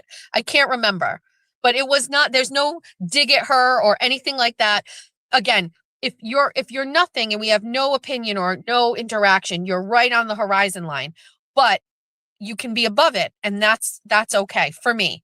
But like, it's nothing personal. It is definitely like, you are a better person than me. And because of myself, then I have to put you lower than me. Does that mean being good isn't bad? 100%, it's not a bad thing. This is my Horizon Social chart. I beg for you to make your own and place Emily C where you would like her to be. I'm just saying there's no negative shit there about that, Emily. It was very simple. For me in my life, I need people to be a little bit edgier because of me. Can we move Esty from we will deal with this on Wednesday. We will deal with this on Wednesday. Did I think the Horizon Social chart would expand the way that it did? 100%. No, I did not. I just like to be funny and make jokes and laugh and have a good time and put on a show for my besties and give them something to escape from. And so Mike and Brian can't do that because when you turn into their show, it's low energy, it's low testosterone. Is that the right word? It's like, that's why Nan's in there fanning, cupping LTL's balls because he's so dull and he's so boring. And you need her in there to just be like, go Brian, 500, 500, 500, go Brian. It's just so fucking boring and dull. And the Karen Read trial is over. So many things I want to say. Like, I could have started this YouTube channel during Karen Read and ran my own shows and I would have got the views because I was in the courtroom. And I didn't want to do that. I could have. You know how many times people told me to do that? Don't go on Brian's show. Do your own fucking show. He's making money. You're not. No. I'm not going to go in there and grift on Karen's actual trial. By the way, just so you know, I learned how to report during Karen Read. I learned how to live tweet during Karen Read. That was about a skill set and acquiring a skill set, which now I have. If I grifted off of that, 100%, I learned a craft. I also got a Twitter following from it and it was really primarily, honestly, thanks to Melanie Little, because someone shared with her one of my tweets from being in the courtroom about the jurors, and Melanie Little shared it on screen during a Karen Read trial. And I got many viewers from that. And this was about building a skill set or whatever. At the time, there was no money involved in that, by the way. I was making just a very minimal paycheck from Fall River Reporter, spending a shit ton of money to drive out there and spend the day out there. And I made very, very little money. I wasn't getting money. I remember a couple times I got tips for your tweets, and during trial 2, I got a little bit, especially the day that I gave Aiden my seat, which by the way, wasn't a plan. It just happened, but there was no real money made. It was actually, fucking burden sometimes, because if you know, I didn't have my car. So my good car was in my driveway, and I had an old beat up Lexus that couldn't always take it. I don't think I've ever told anybody about this, but if I was going up to Karen Reed, I would sometimes rent a car.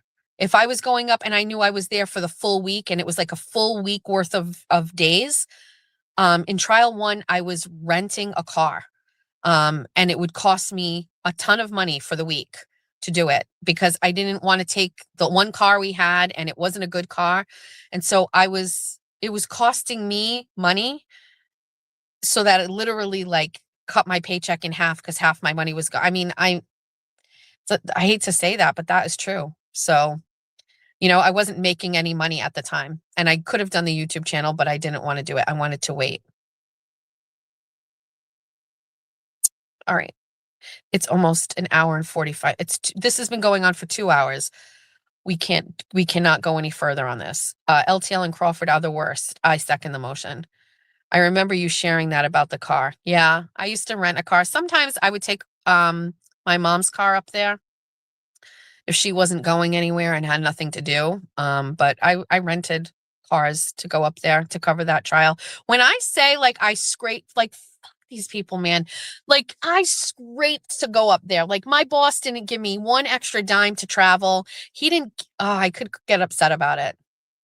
Because Jeff used to give me such shit. He was like, "What are we doing?" And I was like, I know I'm doing something other people aren't doing. I'm telling everybody what the jurors are doing. Nobody's doing that. There's got to be something in that. And when I saw people reacting to it and nobody else doing it, I was like, okay, I just got to keep going up there. And so sometimes that required me renting a car to get up there. And that's why the shit with Grant used to get me so mad, because like everything it took for me to get the fuck up there, get in that courtroom, and I got this guy coming out there yelling at me about my spot in line. Like, sir, like I literally am losing money coming here to build on something, and you're like gonna fuck with me? Get the fuck out of my face. You know what I mean? People wanted to like give me a hard time, like while Channel 10 and Fox News and these people had cars sitting there and had spots, right? And you had journalists working for multi news outlets, mainstream media. They didn't, I'm not, no shame on Sue or Tim or Christina Rex or any of these people, but I was in the courtroom on the side of those people, and it's a very different situation for me to get there than it is for them. Okay. And so people like giving me shit, and that's why that I was fiercely protective of my spot there, dude, because like it was such an effort to get there. I had to fight my boss on getting there. I had to believe in my ability to do it. I had to rent a car to get there. I had to like deal with like being sometimes sick and figuring out, like when to take my prednisone on good weeks so I would be 100% okay. Like, get out of my face. Get out of my face. And you know what? People are like, oh, Grant's not so bad right now. Goes right through me. And I haven't said a word about it, but like people fanning Grant right now. Sorry. Lindsay went off about your restraining order on Grant on Friday too at the end.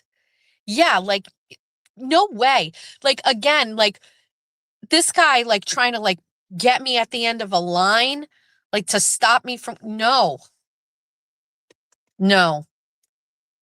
And I also got so many followers to Fall River Reporter. I promised him I would get him 10,000 followers. I said, I know I can do it. That's the other thing too. All my tweets from the trial were on the Fall River Reporter page. So here I was getting paid very little money. Half of it was going to a rental to get up there. You know what I mean? Like do the math on what it costs to get a car rental, and building that platform. So Grant is gross. Like Grant can finesse you all like, and you can do what you want. And I won't say about it again. And I haven't said a word because I've seen Aiden even say some stuff about Grant or whatever. Like, I'm just going to tell you something right now.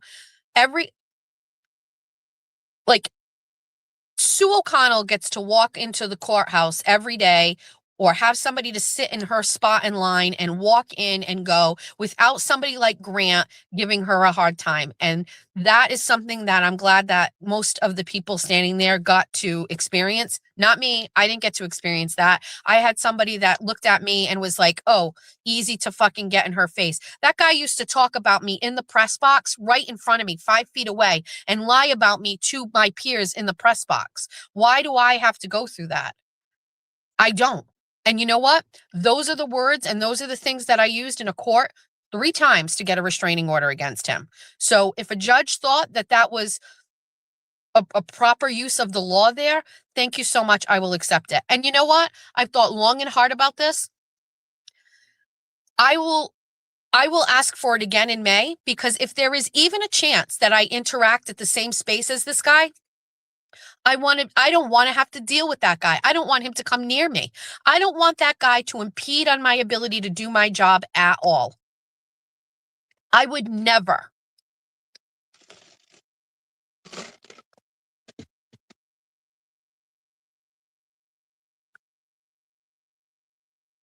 Like everybody downplaying the Grant situation. Like, did anybody, this guy's crazy. He's standing there with my hands are nowhere near him and he's screaming, "Don't touch me." What? Okay, you're on camera lying. I didn't touch you. So that right there, like, all set. All right. He was physical, so wild people deny. I don't know, because he wasn't physical enough, I guess, Shay. Like, I guess Grant wasn't physical enough. And his affliction and his disability is like, get out of my face. And by the way, if anybody stopped me from going up there, I would have done the same thing. I have every right to be there, just like everybody else.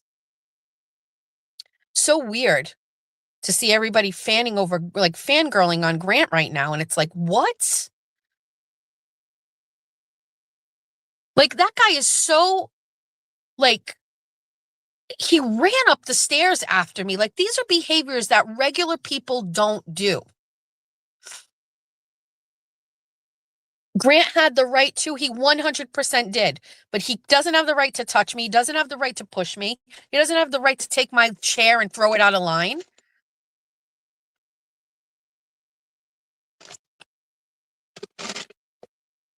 You know what? They're doing the same thing with Lindsay. Listen, I understand Lindsay helping Aiden. Great. That's good for his case. Great. I'm tired of pretending that we have to like Lindsay. I don't want to like Lindsay. I don't want to like her. I didn't want to like her when he told me that she was a part of this thing now. I didn't want to go back and like her. No, take all the other stuff she did away from him. I don't like Lindsay Gattani. I don't want to like her. I don't want to fangirl over her. I don't want to do any of those things. And I guess we got soft and we were just like, okay, well, she's coming around and she's helping. Somebody fucking slap me in the face. Somebody come and punch me, please. What are we doing, Jessica? Stop doing this. Why are we just not holding the line on this shit?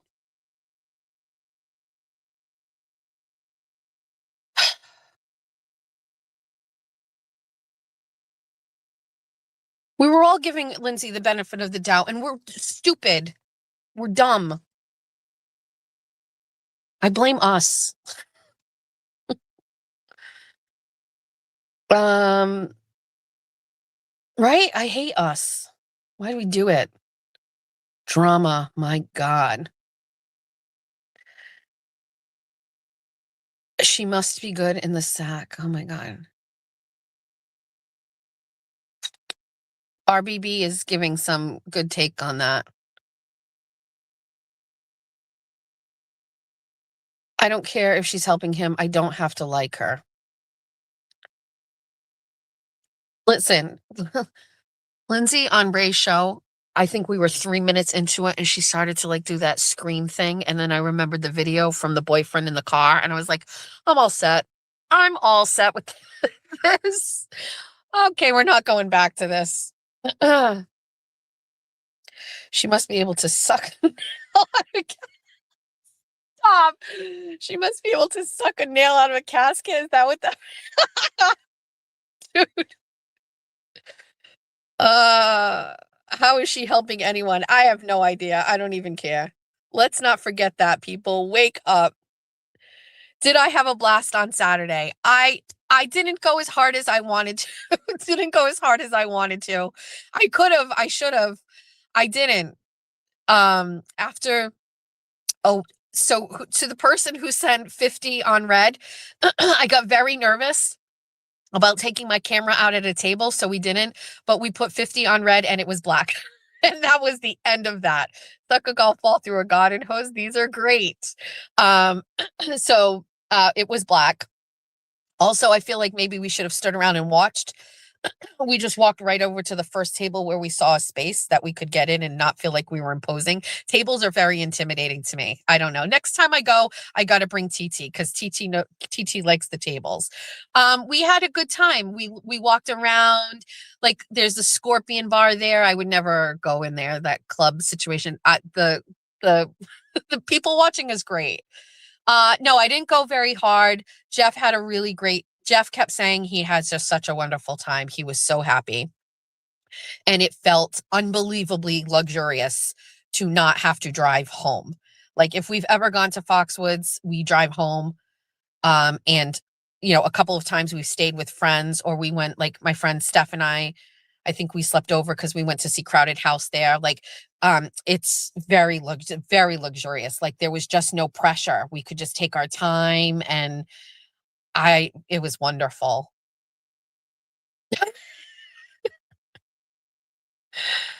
Aiden is attracted to filth and porn. He needs to stop watching porn. How much porn does he watch? And how do you know that? You said go hard. I did not go hard. I'm a slots girl. I will tell you this. I gambled a little bit. So like I took $100 and then I broke that up into $10 bills. And so I was walking around and I put $10 in a slot machine, and then we'd walk to the next room. Like I didn't gamble. Like if Jeff and I go to a casino, like on a Saturday night, like I do a very different strategy, and I didn't do that here. I was just like, we're here for the experience. You know what I mean? Like I will tell you, I didn't see one person win anything there. In any room we were in any, like if you're at like Tiverton, like especially like, I will say we were there for it's not the last time I was there, but we were there for my birthday last year, and my mom always gives me $100 for my birthday. And we always go to a casino. And on my birthday last year, we went for my birthday, Jeff and I, but Julia and all of her friends were out and TT, and we all met at the casino. And I walked in and I had another $100 from my own money, and I put $200 in a slot machine, and I maxed bet immediately. And I won like $1,700 that night, right? And I just learned that if you have a lot of money to spend, you win a lot of money. If you don't spend a lot of money, you don't win a lot of money. And so I've seen, but what my point was, I remember that night, I felt like everybody around me was winning.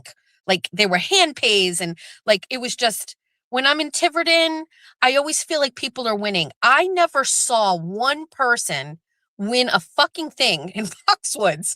Everybody looked sad. Like nobody looked like they were winning anything. Maybe the tables, I don't know, but like I didn't see anybody, like I didn't hear anybody screaming, like nothing. It was just it didn't look very fun for people.